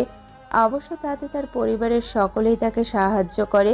আরিয়ান জানতো কোনোভাবে যদি মানালিকে এমন কোনো বিষয়ে ফাঁসাতে পারে তাহলে সে কখনোই ব্যবসার কোনো ভাগ পাবে না এবং সারা জীবন একজন সাধারণ কর্মচারী হয়ে থেকে যেতে হবে তাকে। সকলেই ভাবছিল অমরেশবাবু এবার এমন কোনো সিদ্ধান্ত নেবেন যাতে হয়তো মানালিকে এই বাড়ি থেকে বেরিয়ে যেতে হতে পারে। অমরেশবাবু সবার দৃষ্টি আকর্ষণ করে গম্ভীর কণ্ঠে বলে ওঠেন, সিদ্ধান্ত নিয়েছি। দিদিভাই যা করেছে সেটা অনেক বড় ভুল করেছে, তাই যে ছেলেটার সাথে ও এমন ঘটনা ঘটিয়েছে তাকেই ওকে বিয়ে করতে হবে। অমরেশবাবুর সেই সিদ্ধান্তে মানালি ভীষণ অবাক হয়ে যায়। বিস্মিত কণ্ঠে ও বলে, দাদু ভাই এসব কি বলছো তুমি? আমি পুরোহিত মশাইকে খবর দিচ্ছি, একটু পরে লগ্নেই ওদের বিয়ে হবে। আর হ্যাঁ, এই বিষয়ে আমি কারোর কোনো কথা শুনতে চাই না। দিদিভাই তুমি তৈরি হয়ে নাও, বেশি সময় নেই। যথাসময়ে লাকি এবং মানালির বিয়ে হয়ে যায়। তারা দুজনে সেই বিয়েটাকে কিছুতেই আটকাতে পারে না। অবশেষে দুজনেই তা মেনে নিতে বাধ্য হয়, কিন্তু মানালি কিছুতেই লাকিকে নিজের স্বামী হিসেবে মেনে নিতে পারে না। বারবার তার মনে হয় লাকি এসে তার স্বপ্নগুলো শেষ করে দিয়েছে। লিভিং রুমে সকলে বসেছিল, মানালি এসব ভাবছিল। তখন অমরেশবাবু বললেন, সবাই নিজের নিজের ঘরে যাওয়ার আগে আমি কিছু বলতে চাই। দিদিভাইয়ের বিয়ের উপলক্ষে আমি কালকে একটা পার্টির আয়োজন করেছি, তাই সকলে যেন সেখানে উপস্থিত থাকে। রাত গভীর হতেই সকলে নিজের নিজের ঘরে চলে যায়। মানালিও নিজের ঘরের দিকে এগিয়ে যায়, কিন্তু তার পেছন পেছন লাকি সেই ঘরে যেতে গেলে মানালি ওকে থামিয়ে বলে ওঠে, আমার পিছন পিছন কোথায় আসছো তুমি? হ্যাঁ দেখো, বিয়ে করেছো মানছি, কিন্তু আমার ঘরে তোমার কোনো জায়গা নেই। তুমি নিজের বাড়িতে ফিরে যাও, ওখানেই তুমি থাকবে। লাকি করুণ দৃষ্টিতে তার দিকে তাকালে মানালি বলে, আমার দিকে ওভাবে তাকিয়ে কোনো লাভ নেই। এই বিয়েটা যে বাধ্য হয়ে করতে হয়েছে সেটা আমরা দুজনেই জানি, তাই তোমার জন্য আমার মনে না কোনোদিন মায়া জন্মাবে আর না কোনোদিন ভালোবাসা। কেন এলে আমার জীবনে বলো? কি ক্ষতি করেছিলাম আমি? তোমার জন্য আমার সব ইচ্ছে, আমার স্বপ্নগুলো শেষ হয়ে গেল। আমাকে ক্ষমা করবেন, আমি সত্যি বুঝতে পারিনি। কি বুঝতে পারোনি তুমি? সেই রাতে আমার রুমে কিভাবে এলে সেটা সত্যি জানো না, নাকি জেনেও আমার থেকে লুকাতে চাইছো? আমি সত্যি বলছি, আমি জানি না। ঠিক আছে, এখন বাড়ি চলে যাও। কাল সকালে তোমাকে আমি ডেকে নেব, শপিং করতে যাওয়ার আছে। হঠাৎ শপিং? হ্যাঁ, এরকম ছেঁড়া ফাটা শার্ট পরে পার্টিতে যাওয়া যায় নাকি? ভালো জামা কাপড় কিনতে হবে। ঠিক 11টার মধ্যে আমি তোমার বাড়ির সামনে পৌঁছে যাব, বুঝতে পেরেছো? তৈরি হয়ে থাকবে। আমার কিন্তু দেরি করা একদম পছন্দ নয়। লাকি আর কথা না বাড়িয়ে বাড়িতে ফিরে আসে। সারাদিন অনেক পরিশ্রম করার ফলে বেশ ক্লান্ত হয়ে যায় সে, তাই বিছানায় শুতেই ঘুমিয়ে পড়ে সে। কিন্তু হঠাৎ আবারও সেই দুঃস্বপ্নটা ভেসে ওঠে তার ঘুমের মধ্যে। দেখতে পায় চারিদিকে গভীর জঙ্গল, তার মধ্যে থেকে দুজন দৌড়াচ্ছে, একজন ছোট বাচ্চা ছেলে আর একজন তার বাবা। কিছুটা দূর যেতেই বাচ্চাটির বাবা দাঁড়িয়ে পড়ে, তার সারা শরীর রক্তাক্ত। বাচ্চা ছেলেটা খুব চিন্তায় পড়ে যায়। বাবা, বাবা, কি হয়েছে তোমার? ছেলেটির বাবা নিশান সিনহা তার দিকে একটা আংটি এগিয়ে দিয়ে বলে, এই আংটিটা খুব সাবধানে রাখবি নিজের কাছে, কেউ যেন জানতে না পারে এটা তোর কাছে আছে। আমাকে কথা দে। কথা দিচ্ছি বাবা, কেউ জানতে পারবে না। এবার পালিয়ে যা, চলে যা এখান থেকে, যত দূরে চলে যেতে পারবি চলে যা টাইগার। কিন্তু তোমাকে ছেড়ে আমি কি করে যাবো বলো বাবা? তোকে যেতে হবে, মনে রাখিস তুই আমার টাইগার। আর কখনো কখনো টাইগারদের শিকার ধরার জন্য একটু পেছোতে হয়। তবে যেদিন সময় আসবে সেদিন তুই এসবের বদলা নিবি, এক একজনকে শেষ করে দিবি। এবার চলে যা। ছোট্ট ছেলেটি ওরফে টাইগার তার হাত থেকে আংটিটা নিয়ে জোরে দৌড়াতে শুরু করে, কিন্তু আবারও কিছুটা দূরে যেতেই তার বাবার চিৎকার কানে আসে তার। টাইগার পালা! ছেলেটি দেখতে পায় একজন লোক তার বাবার বুকের বারবার ছুরি বসিয়ে দিচ্ছে, কিন্তু তিনিও হার মানতে রাজি নন। তার কাছে থাকা ছুরিটি দিয়ে তিনি লোকটির কপাল থেকে গাল পর্যন্ত কেটে এক গভীর ক্ষতের সৃষ্টি করার চেষ্টা করেন। বাবা না! ওর মুখটা মনে রাখিস তুই, মনে রাখিস তোর বাবার মৃত্যুর জন্য ও দায়ী। তিনি মাটিতে পড়ে যান এবং তার মুখ থেকে রক্ত বেরিয়ে আসে। লাকির ঘুমটা ভেঙে যায়। ধরফর করে উঠে বসে সে। সারা শরীর ঘামে ভিজে উঠেছে তার। জোরে জোরে নিঃশ্বাস নিয়ে বলে ওঠে, আবার সেই স্বপ্নটা দেখলাম। কি হচ্ছে আমার সাথে? কেন প্রতিদিন এই একটাই স্বপ্ন আমি বারবার দেখছি? কি বলতে চাইছে আমাকে এই স্বপ্নটা? না, আমাকে জানতেই হবে এটা কি স্বপ্ন নাকি কোনো সত্যি। বিছানার পাশে থাকা টেবিলের ওপরে থাকা ফোনটা বেজে ওঠে। লাকি সেটি হাতে নিতেই দেখতে পায় একটি অচেনা নাম্বার থেকে তার কাছে ফোন আসছে। কলটি রিসিভ করে বলল, হ্যালো, কে বলছেন? আমি মানালি বলছি। তৈরি হয়ে নাও, 10 মিনিটের মধ্যে তোমার বাড়ির সামনে পৌঁছাচ্ছি, বুঝেছো? আর শোনো, একটু ঠিকঠাক দেখে জামা পরে যাবে। মানালি লাকির বাড়িতে পৌঁছে তাকে নিয়ে এসে পৌঁছায় একটি শপিং মলে। এরপর সে মেন্স সেকশন থেকে কিছু জামা নির্বাচন করে নিয়ে বলে, দেখি, হ্যাঁ এগুলো ঠিক লাগছে, যাও গিয়ে ট্রায়াল দিয়ে আসো। লাকি জামাগুলো হাতে নিয়ে এক এক করে সেগুলো পরে মানালিকে দেখানোর জন্য বেরিয়ে আসে। স্যারকে কিন্তু খুব ভাল লাগছে ম্যাডাম। ট্রায়াল রুমের বাইরে থাকা মেয়েটি হাসি মুখে কথাটি বললে মানালি আরো গম্ভীর হয়ে যায়। সে বলে, সবগুলোই নিয়ে নাও, তোমার দরকার হতে পারে। কিন্তু এত কিছু নেওয়ার টাকা যে আমার কাছে নেই। তুমি টাকা দেবে? কে বললো? শপিং যখন আমি করাতে এনেছি তখন টাকাটাও আমিই দেব। ম্যাম, ইনি কি আপনার হাজবেন্ড? হ্যাঁ, ভুলবশত হাজবেন্ড। আমার বিলটা করিয়ে দিন। জামাগুলো কিনে নিয়ে লাকি মানালির সাথে তার গাড়িতে এসে উঠে বসে। গাড়িটা নিজের গন্তব্যের উদ্দেশ্যে এগোতে শুরু করলে মানালি বলে, বিকেলের সময়টা মনে আছে তো? হ্যাঁ মনে আছে, আপনি ভাববেন না, আমি তৈরি হয়ে থাকবো। হঠাৎ মানালির চোখ যায় লাকির হাতে সে আংটিটার দিকে। সাধারণ আংটির তুলনায় সেটি একেবারে অন্যরকম দেখতে।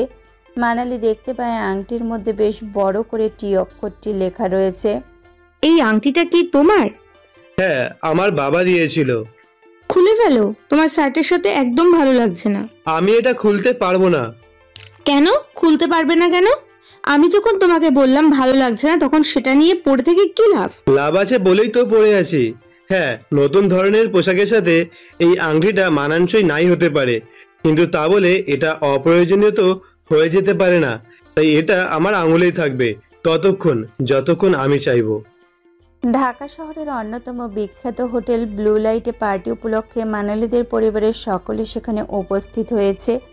মানালি একটু দূরে দাঁড়িয়ে অতিথিদের সাথে কথা বলছে আর লাকি চুপটি করে সেখানে দাঁড়িয়ে রয়েছে।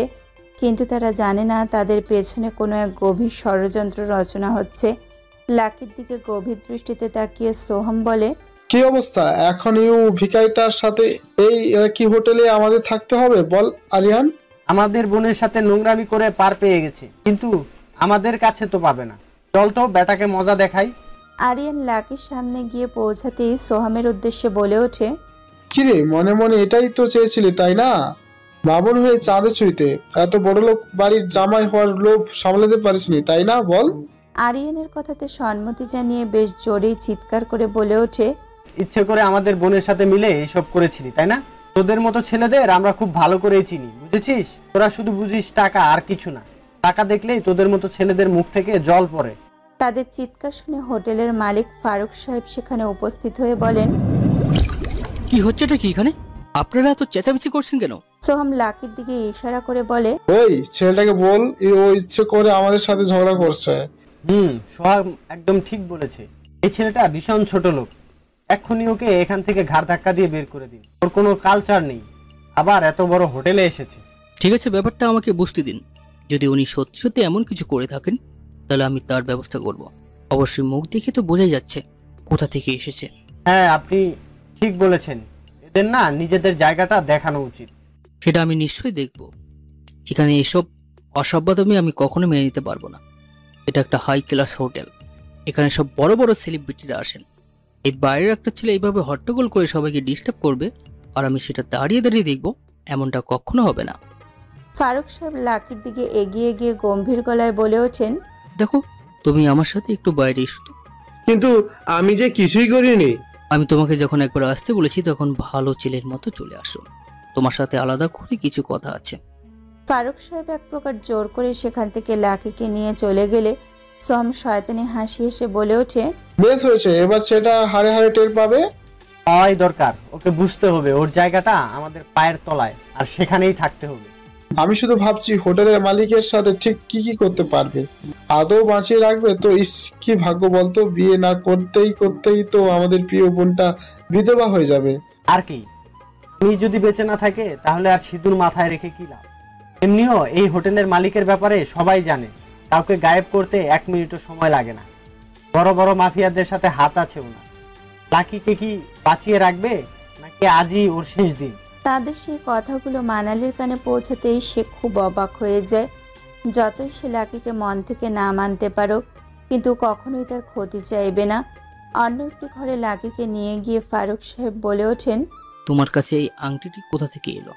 আপনি সেটা কেন জানতে চাইছেন? কারণ জানাটা আমার দরকার। বলো, এই আংটিটি তোমায় কে দিয়েছে? এটা আমার বাবার আংটি। টাইগার? তার মানে আপনি টাইগার? তার মুখে সেই নামটি শুনে লাকি ভীষণ অবাক হয়। মনে মনে বলে ওঠে, ইনি এই নামটা জানলো কি করে? এই নামটা তো প্রতিদিন আমি আমার স্বপ্নে শুনতে পাই, তাহলে উনি কি করে জানলো? এরপর ফারুক সাহেবের উদ্দেশ্যে সে বলে, আপনি এই নামটা কি করে জেনেছেন? এসো, আমার সাথে সব জানতে পারবে। এরপর তিনি লাকিকে নিজের সাথে সেই হোটেলের সবচেয়ে গোপন রুমে নিয়ে যান। রুমের ভেতরে ঢুকতে লাকি বেশ কিছু ছবি দেখতে পায়, যার মধ্যে একটি সেই লোকটির ছবি যার হাতে সে স্বপ্নে নিজের বাবাকে খুন হতে দেখেছিল, আর একটি তার বাবার ছবি। ফারুক সাহেব প্রশ্ন করেন, লাকি, উনি তোমার বাবা তো? লাকি হ্যাঁ সূচক মাথা নাড়ালে ফারুক সাহেব বলেন, তোমার বাবা ছিলেন মাফিয়া জগতের রাজার ডান হাত, যার এক কথাই সবাই নিজের জীবন পর্যন্ত দিয়ে দিতে পারত। আর ওনার ক্ষমতা সম্পর্কে যতই বলি না কেন, এটা কম পড়ে যাবে। আমাদের দেশে এমন কেউ নেই যে ওনাকে ভয় পেত না, তবে ওনাকে ভয় পাওয়ার সাথে আমরা ভীষণ সম্মান করতাম। কারণটা ওনার ব্যবহার, কখনো কোনো দুর্নীতি কিংবা কোনো অপরাধ ওনার কাছে পার পায়নি। ওর নিজের হাতে সেই সমস্ত অপরাধীদেরকে শাস্তি দিয়েছেন। আমার বাবার এত ক্ষমতা ছিল? এত কিছু নয়, তোমার বাবা এই দেশের অন্যতম বড় বিজনেসম্যান ছিলেন। ওনার কোম্পানির নাম ছিল টাইগার এন্টারপ্রাইজ। আমরা সবাই একদিন সেখানে একসাথে কাজ করতাম। আমি তো বিশ্বাসই করতে পারছি না, আপনি কি সত্যি বলছেন? হ্যাঁ টাইগার স্যার, আমি সত্যি বলছি, কিন্তু আপনাকে এই সত্যিটা সবার কাছ থেকে লুকিয়ে রাখতে হবে। আপনি ঠিক যেভাবে আছেন সেভাবে আপনাকে থাকতে হবে, আর আজ থেকে এটাই আপনার ছদ্মবেশী হবে। মনে রাখবেন, কেউ যেন খোঁড়াখড়ও টের না পায় আপনার আসল পরিচয় কি। আপনার এই বিশাল সম্পত্তিকে সকলের চোখে আড়ালে রাখতে হবে, নাহলে বিপদ হতে পারে। ঠিক আছে, আমি আপনাকে বলছি, কেউ কিচ্ছু জানতে পারবে না। কি করেন আপনি এখন? আমি খাবার ডেলিভারি করি। এত কষ্ট করছেন আপনি? ঠিক আছে, 1 মিনিট দাঁড়ান, আপনাকে কিছু দেখানোর আছে। ফারুক সাহেব সামনে থাকা একটা ব্রিফকেস থেকে একটি চেক বের করে, যাতে লাকির নাম এবং টাকার পরিমাণ দেখে সে খুব অবাক হয়ে যায়। এতগুলো টাকা আপনি আমার নামে লিখে দিচ্ছেন? হ্যাঁ স্যার, এই 50 কোটি টাকাটা আপনারই। আমি শুধু আপনাকে ফেরত দিচ্ছি। কাল সকালে এই অ্যামাউন্ট আপনার নতুন ব্যাংক অ্যাকাউন্টে চলে যাবে, তারপর আপনি যত ইচ্ছা খরচ করুন। আরিয়ান লাকির পরিণতির কথা অনুমান করে মনে মনে বেশ খুশি হচ্ছিল, কিন্তু তখনই তাকে সে ঘর থেকে একদম ঠিক অবস্থায় বেরিয়ে আসতে দেখে সে অবাক হয়ে বলে ওঠে, কি, ও তো বেরিয়ে আসছে। এটা কি করে সম্ভব? ওকে তো মেরে ফেলার কথা। এটাই তো বুঝতে পারছি না রে সোহম। যাকে মারার জন্য ভেতরে নিয়ে গেল, এখন তার সাথেই বাহিরে বেরিয়ে আসছে। আমি তো কিছুই বুঝতে পারছি না। লাকি আরিয়ানের পাশ কাটিয়ে যাওয়ার সময় তার উদ্দেশ্যে সে বলে, কি, তুই বেঁচে ফিরলি কি করে? তোকে তো শেষ করে দেওয়ার কথা ছিল। শেষ করে দিতে চাইলেও শেষ করে দেওয়া যায় না, তার জন্য সাহস লাগে। কি করছিলি এতক্ষণ ঘরে? কথা বলছিলাম, খুব গুরুত্বপূর্ণ কিছু কথা। কি কথা বললো আমাদের? বলতেই তো চাই। ঠিক আছে শোনো, উনি আমাকে বললেন তোমাদের থেকে দূরে থাকতে। লাকির কথাগুলো আরিয়ানকে ভীষণ রাগিয়ে দেয়। কি বললি তুই? তোর এত বড় সাহস? সাহস তো এখনো কিছুই দেখোনি, তবে তাড়াতাড়ি দেখতে পাবে। আর একটা কথা মনে রাখবে, লাকিকে শেষ করে দেওয়াটা এতটাই সহজ না। এর মাঝে বেশ কিছুদিন কেটে যায়। হঠাৎ একদিন লাকি খবর পায় মানালির মা এবং বাবা বিদেশ থেকে ফিরে এসেছেন, শুধুমাত্র তার মেয়ের সাথে কার বিয়ে হয়েছে তা দেখার জন্য। লাকি চৌধুরী বিলায় পৌঁছাতেই দরজার বাইরে গার্ডের উদ্দেশ্যে বলেন, স্যার আমাকে আজ আসতে বলেছিলেন? হ্যাঁ, উনি আর ম্যাডাম ভিতরেই আছে, তুমি যেতে পারো।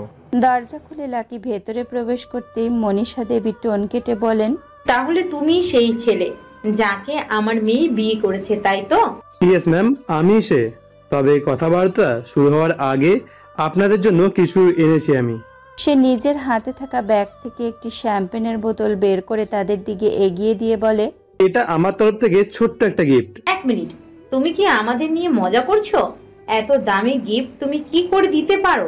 নিশ্চয়ই কোথাও থেকে চুরি করে নিয়ে এসেছিলে, তাই না?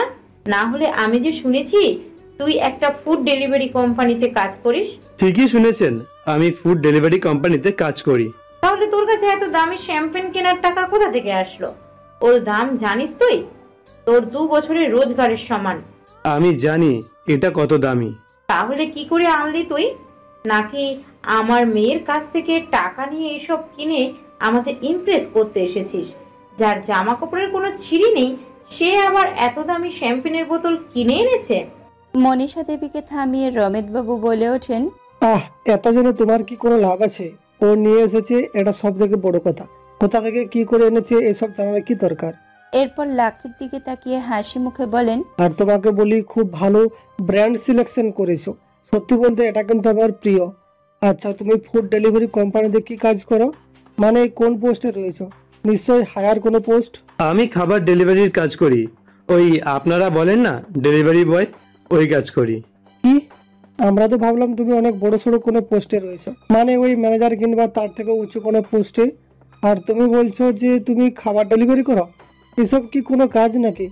না না, এসবকে কোনোদিন স্ট্যান্ডার্ড কাজের মধ্যেই ফেলা যায় না। তার কথাগুলো শুনে লাকির ঠোঁটের কোণায় ফুটে ওঠে হাসি।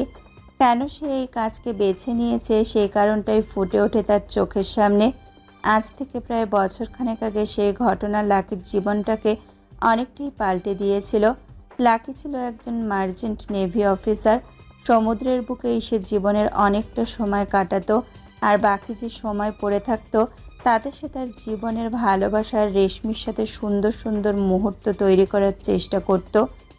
তাই আজ 6 মাস যাবৎ সমুদ্রে নিজের দায়িত্ব পালনের পর সে এসেছিল তার মনের মানুষের সাথে দেখা করতে। কিন্তু শেষ 8 ঘন্টা ধরে বসে অপেক্ষা করার পর অবশেষে রেশমির দেখা পেল সে। আমি তোমার জন্য সে কতক্ষণ ধরে বসে আছি তুমি জানো? জেনে আমি কি করব? আমার যখন আসতে ইচ্ছে করবে তখন আমি আসবো, সিম্পল ব্যাপার। যদিও আমার আসার ইচ্ছে ছিল না, তবু তোমাকে একটা খবর দেওয়ার জন্যই এলাম। আমি তোমার সাথে এতদিন পরে দেখা করতে এসেছি, আর তুমি বলছো আমার সাথে তোমার দেখা করার কোনো ইচ্ছেই ছিল না? কেন? তোমাকে বলতে যাব কেন? না মানে সব কথার উত্তর তোমাকে দিতে হবে। শোনো, আমি আর জাস্ট 5 মিনিট এখানে থাকবো। তোমার যদি কিছু বলার থাকে এই 5 মিনিটের মধ্যেই শেষ করো। আমার কাছে না তোমার মতো ফালতু সময় নেই, কারণ আমার সময়ের দাম অনেক বেশি। তোমার সময়ের দাম থাকতেই পারে, কিন্তু আমার সময়ের দাম?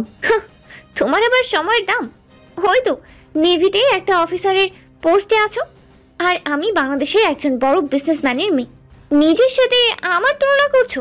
মাসে কত ইনকাম করো তুমি? হয়তো লাখখানিকের মতো। আমার বাবার ইনকাম জানো? কয়েক কোটি টাকা। নিজের স্ট্যাটাসের সাথে আমার স্ট্যাটাস গুলিয়ে ফেলো না। আমি খুব ভালো করে জানি কার স্ট্যাটাস কোথায় আছে। তুমি বোধহয় একটা কথা ভুলে যাচ্ছ। চিন্তা নেই, আমি মনে করিয়ে দিচ্ছি। তোমার বাবার ব্যবসা যখন অনেক ছোট, তখন তোমাদের সোকল স্ট্যাটাস আমার আজকের স্ট্যাটাসের থেকে অনেক নিচে ছিল। তখন কিন্তু আমি তোমার কলেজের যাবতীয় ফিস দিয়েছিলাম। টাকার অঙ্কটা মনে আছে নাকি মনে করিয়ে দিতে হবে? প্রতি সেমিস্টারেই লাখ লাখ টাকা আমি দিয়েছিলাম তোমাকে। লাকের সেই কথাগুলো শুনে রেশমি ভীষণ পরিমাণে রেগে যায়। তাতে তুমি কি আমাকে কিনে নিয়েছো নাকি? চাইলে কি পারতাম না? নিশ্চয়ই পারতাম, কিন্তু করিনি, কারণ তোমাকে ভালোবেসেছিলাম। তুমি কিন্তু ভালো করেই জানতে আমি চাইলে আরো অনেক উঁচুতে পৌঁছাতে পারতাম।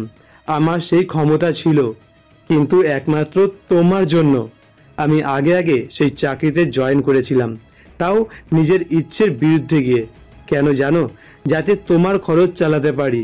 আমার নেভিতে চাকরি করার কোনো ইচ্ছে ছিল না। আমি অনেক বড় কিছু হতে চেয়েছিলাম, কিন্তু পারিনি। রেশমি নিজের দোষ ঢাকার চেষ্টা করে বলে, ঠিক আছে, তুমি আমার জন্য যত খরচ করেছো একটা চেকে সাইন করে তোমাকে পাঠিয়ে দেবো। তাহলে নিশ্চয়ই আর কিছু বলার থাকবে না। শোনো, আমি তোমাকে আর পছন্দ করছি না। হ্যাঁ, এখন যদি তুমি একজন বিজনেসম্যান হতে, তোমার বিশাল একটা এম্পায়ার থাকতো, মাসে তুমি কয়েক কোটি টাকা ইনকাম করতে, তাহলে ভেবে দেখতাম। কিন্তু তুমি তো করো ওই সামান্য একটা চাকরি।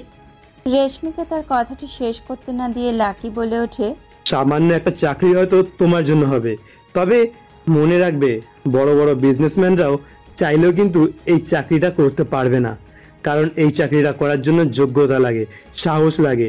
আমি নিজের যোগ্যতায় এই চাকরিটা পেয়েছি, আমি এটা অর্জন করেছি। ব্যাস, অনেকক্ষণ ধরে আমি তোর কথা শুনেছি, আর না, আর কিছুতেই আমি তোর কোনো কথা শুনতেই রাজি না। দেখ, আমি এখানে তোর ভাষণ শুনতে আসিনি। রেশমি সে কথাকে সমর্থন করে তার ভাই রোহান বলে, একদম ঠিক বলেছিস দি ভাই। আর তোর যোগ্যতা আছে নাকি আমার দিদির পাশে দাঁড়ানোর? নিজেকে দেখ আর আমার দিদিকে দেখ, আকাশ পাতাল পার্থক্য। তোর মতো ডাউন স্ট্যান্ডার্ডের ছেলেকে দিদির পাশে জাস্ট মানাই না। তাই শোন, দিদির পাশে যার দাঁড়ানোর যোগ্যতা আছে সে হলো টিএসসি এন্টারপ্রাইজের মালিক, বুঝেছিস তুই? তার কান খুলে শুনে রাখ, উনি সিক্রেটলি আমাদের এই কোম্পানিতে ইনভেস্ট করেছে, উনি আমাদের হেল্প করেছে। এত বড় একটা এম্পায়ার দাঁড় করাতে সেখানে তুই ওই সামান্য কত টাকা দিয়েছিলি? রোহানের সে কথাগুলো শুনে লাকি নিজের মনে বলে, ভুল করেছিলাম, আর করব না। এবার ভুল তোমরা করবে তাকে বিশ্বাস করে। তোমরা তো জানোই না যে এতদিন ধরে তোমাদের এই পুরো বিজনেসটা দাঁড় করাতে সাহায্য করেছে সে আর কেউ নয়, সে হলাম আমি। আর তোমরা যখন জানতে পারবে যে আমি এতদিন নিজের পরিচয় গোপন রেখে তোমাদের পাশে থেকেছি, তখন আমি দেখব তোমাদের ঠিক আর কি কি বলার থাকে। ততদিন আমি এই ছদ্মবেশে তোমাদের সামনে থাকবো। কি হলো, কথা কানে যায়নি নাকি? দেখ, এতক্ষণ ভালো করে বলেছি, আর কিন্তু বলতে পারবো না। যা, বেরো এখান থেকে। ঠিক আছে, আমি চলে যাব, কিন্তু তোমার জন্য একটা উপহার নিয়ে এসেছিলাম। লাকি পকেট থেকে ছোট্ট একটি বক্স বের করে, তার রেশমির হাতে দিতেই সে ব্যাঙের হাসি হেসে বলে ওঠে, তুই আমার জন্য এটা এনেছিস? ও গড, এটা কি কোনো আংটি হলো নাকি? ডায়মন্ড কোথায়? এত ছোট্ট একটা ডায়মন্ডের রিং আমি হাতে পরবো? তোর মাথা কি খারাপ হয়ে গেছে? শোন, আংটি তো আমাকে সে দেবে, একেবারে বেস্ট ডায়মন্ড। কত দাম জানিস? তোর গোটা বছরের ইনকামের থেকেও অনেক বেশি। আর শুধু এটাই না, সে আমার জন্য একটা বাড়ি আর একটা স্পোর্টস কারও বুক করেছে, বুঝেছিস? যদি কখনো এমন কিছু দিতে পারিস তাহলে আসবো, না হলে নয়। নিজের কথাটা শেষ করে সে আংটিটা ছুঁড়ে ফেলে দিল। তুমি আমার আংটিটা এইভাবে ছুঁড়ে ফেলে দিলে? বেশ করেছি, তোকেও নিজের জীবন থেকে এভাবে ছুঁড়ে ফেলে দেওয়া উচিত। এই উপহার দিয়ে আমাকে ভালোবাসা দেখাতে এসেছিস তুই? জানিস আসল ভালোবাসা কাকে বলে? সে যে আমার জন্য এত কিছু করেছে। কোনোদিন পারবি তুই? লাকি এবার কিছুটা গম্ভীর হয়ে যায়। যাকে নিয়ে তোমার এত অহংকার, তাকে দেখেছো তুমি? না, আমি দেখিনি, তবে হ্যাঁ, আমি জানি যে সে আমাকে কতটা ভালোবাসে, বুঝেছিস তুই? অবশ্যই বুঝতে পারছি সে তোমাকে কতটা ভালোবাসে, তবে আমার মনে হয় একবার তোমার তার সাথে দেখা করা উচিত, তখন হয়তো বুঝতে পারবে সে আসলে কে। কেন, তুই তাকে চিনিস নাকি? হ্যাঁ, পৃথিবীটা গোল, তাই কখনো হয়তো দেখা হয়েও যেতে পারে, তাই না? আর চিনে নিতে কতক্ষণই বা সময় লাগবে? দেখ, আমি আর তোর এসব উল্টো পাল্টা কথা শুনে কোনোভাবেই সময় নষ্ট করতে রাজি না। আমি যে সিদ্ধান্তের কথা বলতে এসেছি সেটা আমি জানাতে চাই। এই মুহূর্তে সব থেকে ভালো হবে আমাদের আলাদা হয়ে যাওয়াটা। আমি তোর সাথে একেবারেই থাকতে রাজি না, তাই আমি সিদ্ধান্ত নিয়েছি আমি কোনোভাবেই এই সম্পর্কে থাকবো না। আমি তোর সাথে ব্রেকআপ করছি। এটাই কি তোমার শেষ সিদ্ধান্ত? হ্যাঁ, এটাই আমার শেষ সিদ্ধান্ত, আর সব থেকে ভালো সিদ্ধান্ত। হয়তো তোমার কাছে এটা ভালো সিদ্ধান্ত মনে হচ্ছে, তবে তুমি আমার এই কথাটা খেয়াল রেখো যে এই সিদ্ধান্তটা তোমার জীবনের সব থেকে মনে রাখার মতো সিদ্ধান্ত হতে চলেছে। আমি চাইলেই তোমাকে আটকাতে পারতাম, কিন্তু না। তবে আজ যে সিদ্ধান্ত নিয়েছো তার জন্য ভবিষ্যতে তোমাকে ভীষণ পস্তাতে হবে। রেশমি ওর কথা শুনে হো হো করে হেসে উঠে বলে, তোকে ছাড়লে আমি পস্তাবো? মানে সত্যি? আর কিছু বলতে পারলি না? শোন, সময় বলে দেবে, বুঝেছিস? আর হ্যাঁ, আজকে থেকে আমার সাথে কন্ট্যাক্ট করার মতো চেষ্টাও করবি না। আরও একটা কথা, আমাদের সাথে কাটানো মুহূর্তগুলো তুই যত তাড়াতাড়ি ভুলে যাবি ততই তোর জন্য ভালো। নিজের কথা শেষ করে রেশমি সেখান থেকে বেরিয়ে যায়। লাকি একা চুপচাপ সেখানে বসে ভাবতে থাকে, না, আমি জীবনের এতটা সময়, এতগুলো বছর একটা ভুল মানুষকে ভালোবাসতাম, আমি যার জন্য নিজের সব ইচ্ছেগুলোকে অস্বীকার করলাম, আজ অন্য কারোর সম্পত্তি, অন্য কারোর ক্ষমতা দেখে সে আমাকে অস্বীকার করে গেল। মানুষ এতটা পাল্টে যেতে পারে? এভাবে লোভে পড়ে সব ভুলে যেতে পারে? না, আর ভুল করলে চলবে না। এবার আমাকে নতুন একজন মানুষের খোঁজ করতে হবে, যার কাছে সম্পর্কের দাম থাকবে, যে ভালোবাসতে জানে, কিন্তু এভাবে না। কি করা যায়? বেশ কিছুক্ষণ মন দিয়ে ভেবে সে সিদ্ধান্ত নেয়। হ্যাঁ, বুঝেছি। আমি একজন ডেলিভারি বয়ের ছদ্মবেশ নেব, একজন গরিব ছেলের ছদ্মবেশ। যদি আমার সেই ছদ্মবেশকে কেউ ভালোবাসতে পারে, সেই আসল মানুষ হবে যার কাছে আমার টাকা পয়সা নয়, আমার ক্ষমতা নয়, বরং আমার মনুষ্যত্বটাই আসল হবে। এতক্ষণ একে একে অতীতের স্মৃতিগুলো সরিয়ে লাকি ফিরে আসে বাস্তবে। সেদিন যেদিন সে তার স্ত্রী মানালির জন্মদিন পালনের জন্য সেই হোটেলে এসেছে, আর সেই মুহূর্তে তার সামনে হাঁটু গেড়ে দুহাত জোর করে ক্ষমা চাইছে বাংলাদেশের অন্যতম নামী ব্যবসায়ী। কিন্তু লাকি কিছুতেই তাকে ক্ষমা করতে পারবে না, তাই গম্ভীর গলায় সে বলে, এখন ক্ষমা চেয়ে আর কোনো লাভ নেই। এভাবে বলবেন না স্যার, আমি যে তাহলে শেষ হয়ে যাব। তোর যেমন ব্যবহার, তাতে তোর সাথে এমনটাই হওয়া উচিত। আর আমি তো শুধু তোকে ট্রেলারটাই দেখালাম, এখনো সময় আছে ওর কাছে ক্ষমা চা, না হলে কাল কিন্তু হাতে বাটি নিয়ে রাস্তায় বসে ভিক্ষা করতে হবে। বুঝতে পারছিস আমার কথা? হ্যাঁ হ্যাঁ, আমি বুঝতে পারছি। আমি এক্ষুনি ওনার কাছে ক্ষমা চেয়ে নিচ্ছি। আপনি প্লিজ এমন কিছু করবেন না। এরপর তিনি মানালির কাছে দুহাত জোর করে ক্ষমা চাওয়ার ভঙ্গিতে বলেন, আমাকে ক্ষমা করে দিন স্যার। আমি সত্যি অনেক বড় ভুল করে ফেলেছি, আর কোনোদিন আমি কারোর সাথে এমন ব্যবহার করব না। আমি আপনার সামনে আজ কথা দিচ্ছি। মানালি তার এরূপ ব্যবহারে বেশ অবাক হয়ে লাকির উদ্দেশ্যে বলে ওঠে, আমি তো কিছুই বুঝতে পারছি না লাকি, উনি এমন করছেন কেন? আর তখন তুমি মোবাইলে এমন কি করেছো? কে উনি? রীতিমতন আমার পায়ে পড়ে ক্ষমা চাইছে। কি করেছো বলো আমাকে?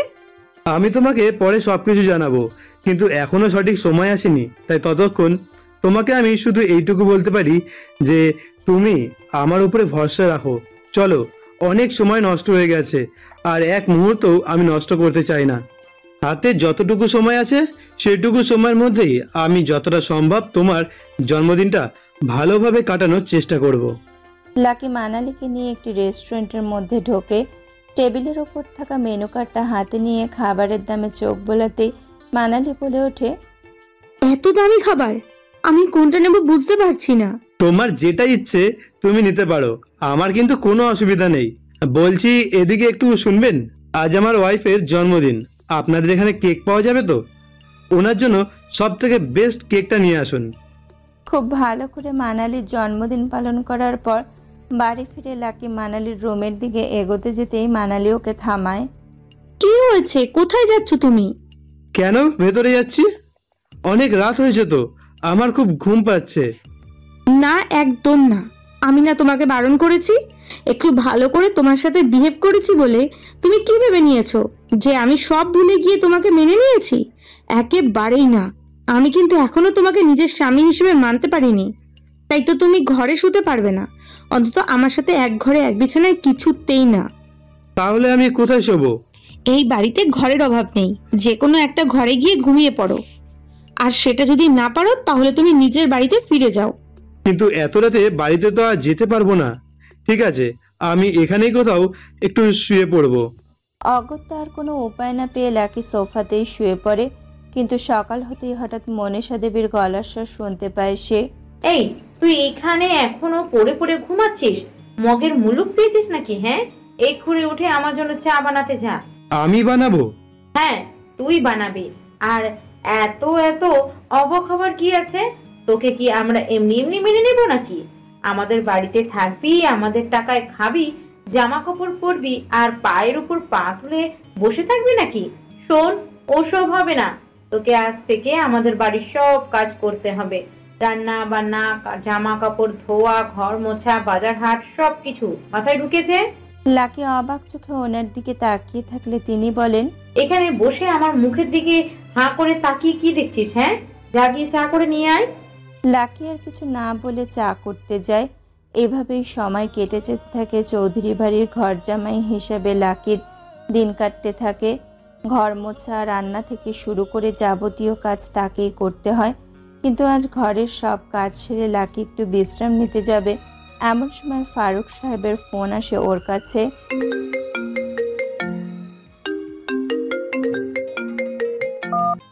টাইগার স্যার, এতদিন পরে আমরা আপনাকে খুঁজে পেয়েছি, সেই জন্য আমাদের তরফ থেকে আপনার জন্য ছোট্ট একটা পার্টির আয়োজন করতে চলেছি। আজ রাতে আমাদের হোটেলে প্রাইভেট বারে সেই পার্টিটা হবে, আপনাকে কিন্তু আসতেই হবে। ঠিক আছে, আমি সময় মতো পৌঁছে যাব। রাত হতে লাকি নিজেকে একেবারে অন্যভাবে সাজিয়ে পৌঁছে যায় সেখানে। টাইগার স্যার আসুন, আপনার সাথে ওনার সাক্ষাৎ করিয়ে দিই। উনি হলেন আমাদের হোটেল ম্যানেজার। ফারুক সাহেব যে লোকটির সাথে লাকিকে পরিচয় করিয়ে দেন তাকে দেখে লাকি অত্যন্ত পরিমাণে অবাক হয়ে যায়। এই সেই লোক যাকে সে স্বপ্নে দেখেছিল, তার মুখে এখনো সেই কাটা দাগটা স্পষ্ট। লাকি নিজের মনে বলে ওঠে, এই লোকটাই তো ওই লোকটা যে আমার বাবাকে মেরেছে।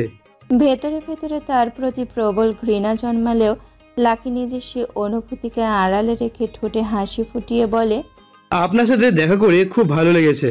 এ কি বলছেন স্যার? সৌভাগ্য তো আমার যে আমি আপনাকে নিজের সামনে দেখতে পারছি। স্যার চলে যাওয়ার পর তো সবকিছু কেমন যেন এলোমেলো হয়ে গেছিল। এখন আপনি এসেছেন, আমাদের কোনো চিন্তা নেই।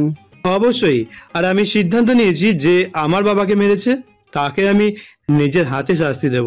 একেবারেই, আপনার তাকে যা শাস্তি দেওয়ার ইচ্ছে সেই শাস্তি আপনি তাকে দেবেন, এবং সেটা পুরোপুরি আপনার উপর নির্ভর করছে যে আপনি কি সিদ্ধান্ত নেবেন। সেদিন রাতে লাকি বাড়ি ফিরে আসতেই ঘরের মধ্যে পায়চারি করতে শুরু করে। তার মনে তখন একটাই জেদ, বাবার খুনিকে নিজের হাতে শাস্তি দেওয়া। তবে তাকে খুব সাবধানে কাজটা করতে হবে। ওকে শাস্তি দেওয়ার আগে আমাকে ওর ব্যাপারে সব খোঁজ খবর নিতে হবে। ও যেহেতু আমার আসল পরিচয় জেনে গেছে, সেই জন্যই আমাকে খুব সাবধানে সমস্ত কিছু করতে হবে। পরের দিন সকাল হতেই লাকি একটু সময় নষ্ট না করে ফারুক সাহেবকে কল করে বলে, আপনার সাথে আমার কিছু কথা আছে। আর হ্যাঁ, এটা যেন কেউ কিচ্ছু জানতে না পারে। আমাকে আপনার পুরনো সেই ডেরাতে একবার নিয়ে যেতে পারবেন? হ্যাঁ, কেন নয়, অবশ্যই নিয়ে যাব আপনাকে। তবে কেউ যেন কিচ্ছু জানতে না পারে যে আপনি আমার সাথে কোথাও যাচ্ছেন। ঢাকা শহরের বুকে রাত নেমে আসতেই একটা গাড়ি এসে থামে শহরের থেকে বেশ অনেকটাই দূরে একটা গোডাউনের সামনে। দরজা খুলে ভেতর থেকে বেরিয়ে আসে লাকি এবং ফারুক সাহেব। টাইগার স্যার, এটা আমাদের পুরনো ডেরা। আচ্ছা, একটা কথা বলুন তো, এখানে কি এমন কেউ থাকতো যার প্রথমে অন্য দলের সাথে যুক্ত থাকলেও পরে আমাদের গ্রুপে জয়েন করেছিল? হ্যাঁ, এমন 2-3 জন আছে। আপনি চাইলে কিন্তু তাদের সাথে কথা বলতে পারেন। ফারুক সাহেব লাকিকে একটা রুমের ভেতরে নিয়ে আসেন।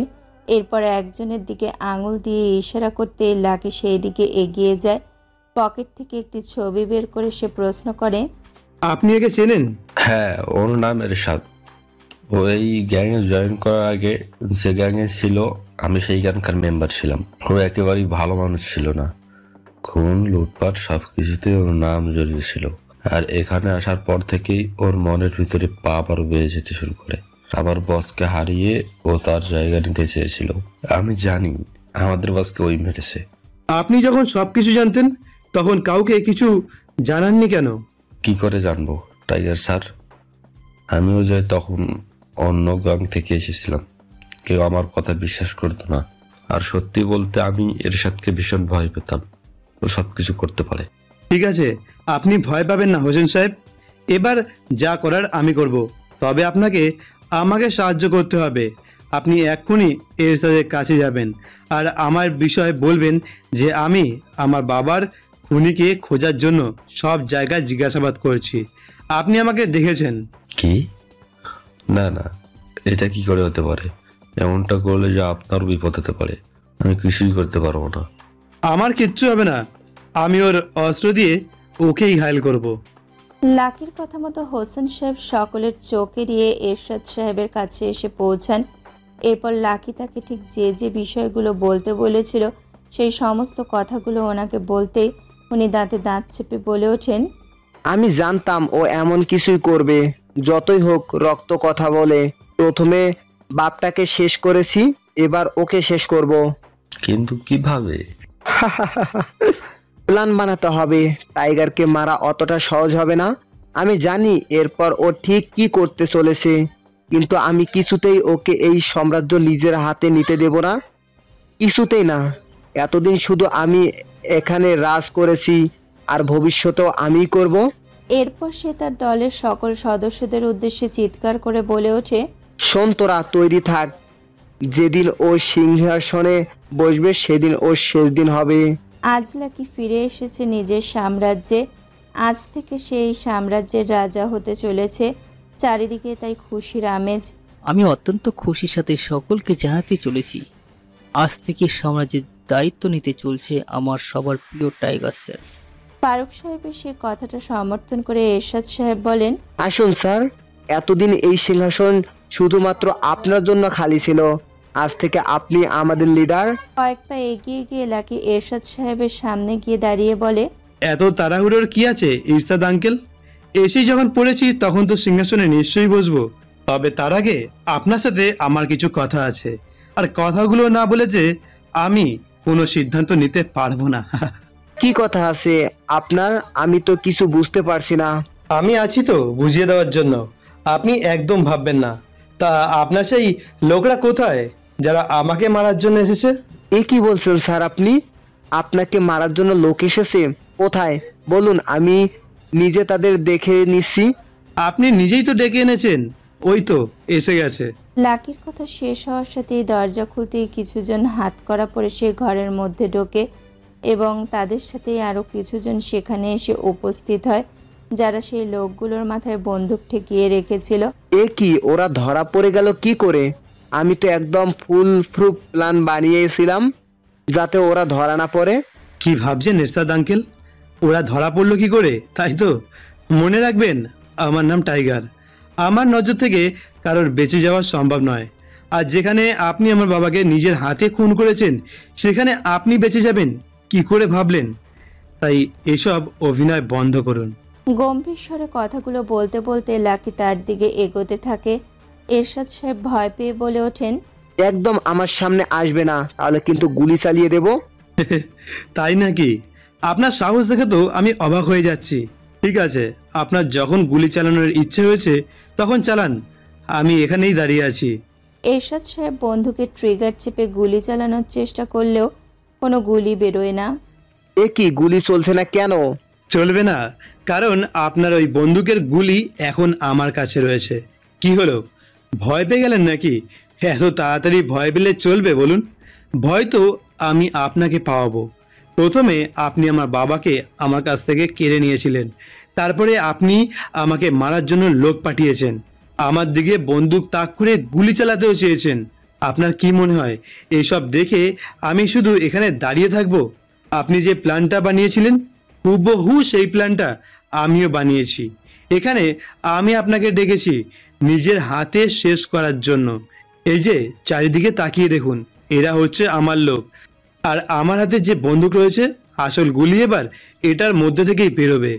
এরশাদ সাহেব হাত জোর করে অনুরোধের গলায় বলেন, আমাকে ক্ষমা করে দাও টাইগার, আমি অনেক বড় ভুল করে ফেলেছি। ভুল তো আপনি করেছেন, আর সেটার শাস্তি যে আপনাকে পেতেই হবে। এবার আপনার ছেলে দেখুক চোখের সামনে নিজের বাবাকে মরতে দেখলে ঠিক কেমন লাগে। যে যন্ত্রণা আপনার জন্য আমি পেয়েছি, এবার সেই যন্ত্রণাই ও নিজেও পাবে। বুঝতে পারবে কাছের মানুষকে হারানোর কষ্টটা ঠিক কতটা। না না, আমাকে মেরো না। আর এক মুহূর্ত সময় নষ্ট না করে লাকি গুলি চালিয়ে দেয় এবং সেটি এরশাদ সাহেবের মাথায় এফোর ওফোর করে দেয়। নিয়ে আসো ওদের সব কটাকে, আমি আজকে নিজের হাতে শাস্তি দেব। ওরা দেখবে টাইগার আসলে কতটা ভয়ঙ্কর। এরপর একে একে লাকি সেই কাজের সাথে যুক্ত সকলকে শেষ করে দিয়ে বলে, লাশগুলোকে গায়েব করে দাও। আর হ্যাঁ, চারিদিকে এই একটাই খবর ছড়িয়ে দাও যে আমাদের সাথে যে বেইমানি করবে বা করার চেষ্টা করবে তাদের এই অবস্থাই হবে। মানালি নিজের ঘরে বসে ব্যবসা সংক্রান্ত কাজ করছিল, তখনই তার ফোনটা বেজে ওঠে। হ্যালো, হ্যাঁ কে বলছেন? আমি লাকি বলছি, তোমার সাথে আমার কিছু কথা ছিল মানালি। আমার সাথে এত রাতে কিছু হয়েছে কি? না, তবে খুব তাড়াতাড়ি হতে চলেছে। আগামী সপ্তাহে আমি একটা বিশেষ পার্টির বন্দোবস্ত করছি। মানে হঠাৎ? ধরে নাও এমন কিছু জানানোর জন্য যাতে এই সময় আর সুযোগটা খুবই দরকার। তার সাথে 1 সপ্তাহ পর আমাদের বিয়ের 1 মাস পূরণ হচ্ছে। সেই হিসাবেই আমি আমার স্ত্রীর জন্য কিছু করতে চাই। সময় আর জায়গাটা তুমি জেনে যাবে। চলে এসো সময় মতো, আমি তোমার জন্য অপেক্ষা করব। লাকি, তুমি বাড়িতে ফিরবে না? না, এই 1 সপ্তাহ আমি তোমার থেকে আলাদা থাকবো। আমি তোমাকে ভাবার সুযোগ করে দিতে চাই যে আগামী জীবন তুমি আমার সাথে কাটাতে চাও কিনা। শুভরাত্রি। মাঝে বেশ কিছুদিন কেটে যায়। একদিন মানালি অফিসে যাচ্ছিল, তখনই সে লাকিকে দেখতে পায়। গাড়ি দাঁড় করান তো। লাকি বাচ্চা ছেলেগুলোর সাথে কি করছে? এ কি, ও নিজের খাবার ওদের দিয়ে দিচ্ছে কেন? যার কাছে নিজের খাওয়ার মতন টাকা নেই সে গরিব বাচ্চাদের জন্য এত কিছু করছে, কিন্তু কেন? আচ্ছা, আমি কি লাকিকে ভুল চিনলাম? আমি যে ওকে মেনে নিতে পারিনি সেটা তো ওই ঘটনার জন্য। আমাকে তো লাকি বারবার বলেছিল যে সে জানে না সেখানে কিভাবে এসেছিল। আমি ওকে বিশ্বাস করতে চাইনি। ভুলটা আমারই। না, আর বেশি দেরি হওয়ার আগেই আমাকে সবকিছু শুধরে নিতে হবে। গাড়ি থেকে নেমে সে দ্রুত এগিয়ে যায় লাকির দিকে। লাকি তাকে দেখতে পেয়ে অবাক হয়ে যায়, কিন্তু কিছু বলতে পারার আগে মানালি তাকে জড়িয়ে ধরে বলে ওঠে, আমাকে ক্ষমা করে দাও লাকি, আমি সত্যি খুব খুব ভুল করেছি। প্লিজ আমাকে আরেকটা সুযোগ দেবে? আমি তোমার সাথে সারাটা জীবন কাটাতে চাই লাকি। সন্ধেবেলায় চলে এসো, আমি তোমার জন্য অপেক্ষা করব। আর হ্যাঁ, পরিবারের সকলকে নিয়ে আসবে। সন্ধ্যাবেলা ঢাকার সবথেকে বড় হোটেলে পৌঁছায় মানালি। সেখানে আগে থেকে উপস্থিত ছিলেন ফারুক সাহেব। সকলে সেখানে উপস্থিত হতেই তিনি বলে ওঠেন, আজ এখানে এক বিশেষ কারণে আপনাদের সকলে আসতে বলা হয়েছে। আজ আমি এমন একজনের ব্যাপারে আপনাদের বলবো যাকে আপনারা খুব ভালো করে চেনেন। তার নাম মিস্টার লাকি, ওরফে আমাদের সবার প্রিয় টাইগার স্যার। যাকে আপনারা সামান্য ডেলিভারি বয় ভাবছেন, সে আসলে মাফিয়া জগতের কিং টাইগার। সাথে তিনি বাংলাদেশের সবচেয়ে নামী ব্যবসায়ী। তবে এখানেই শেষ নয়, লাকি স্যার আমাদের দেশের গর্ব। তিনি একজন নেভি অফিসার। সবাই হাততালি দিয়ে ওনাকে স্বাগতম করুন। সকলেই তা শুনে অত্যন্ত অবাক হয়ে যায়, বিশেষ করে মানালি। ঠিক সেই মুহূর্তে দরজা দিয়ে প্রবেশ করে লাকি। আজ তার পরনে দামি স্যুট। লাকি কোনো দিকে না তাকিয়ে সোজা এগিয়ে যায় মানালির দিকে। লাকি, তুমি এত বড় একজন? হ্যাঁ, তবে তোমার কাছে আমি খুব সাধারণ হিসাবেই থাকতে চাই। আমি তোমাকে একটা কথাই বলতে চাই মানালি, তুমি কোনোদিনও আমার গরিব হওয়া নিয়ে আমাকে কোনো কথা শোনাওনি। তুমি সত্যি আমার জীবন সঙ্গিনী হওয়ার যোগ্য। থাকবে তো আমার সাথে সারা জীবন? মানালি হাসি মুখে মাথা নাড়ায় এবং জড়িয়ে ধরে লাকিকে। আর লাকিও এক মুহূর্ত সময় নষ্ট না করে জড়িয়ে ধরে তার ভালোবাসাকে। এতদিন পরে তার জীবন সত্যি আনন্দে পরিপূর্ণ হয়েছে। তোমাদের জীবনও এমন আনন্দে পরিপূর্ণ করতে হলে অবশ্যই পিউ সঞ্জয় লাভ স্টোরি চ্যানেলটিকে সাবস্ক্রাইব করে নাও। সাথে কিন্তু এই গল্পটাকে লাইক করতে ভুলো না। হ্যাঁ, তোমাদের মূল্যবান কমেন্ট তোমরা নিচে কমেন্টস বক্সে জানাতে পারো।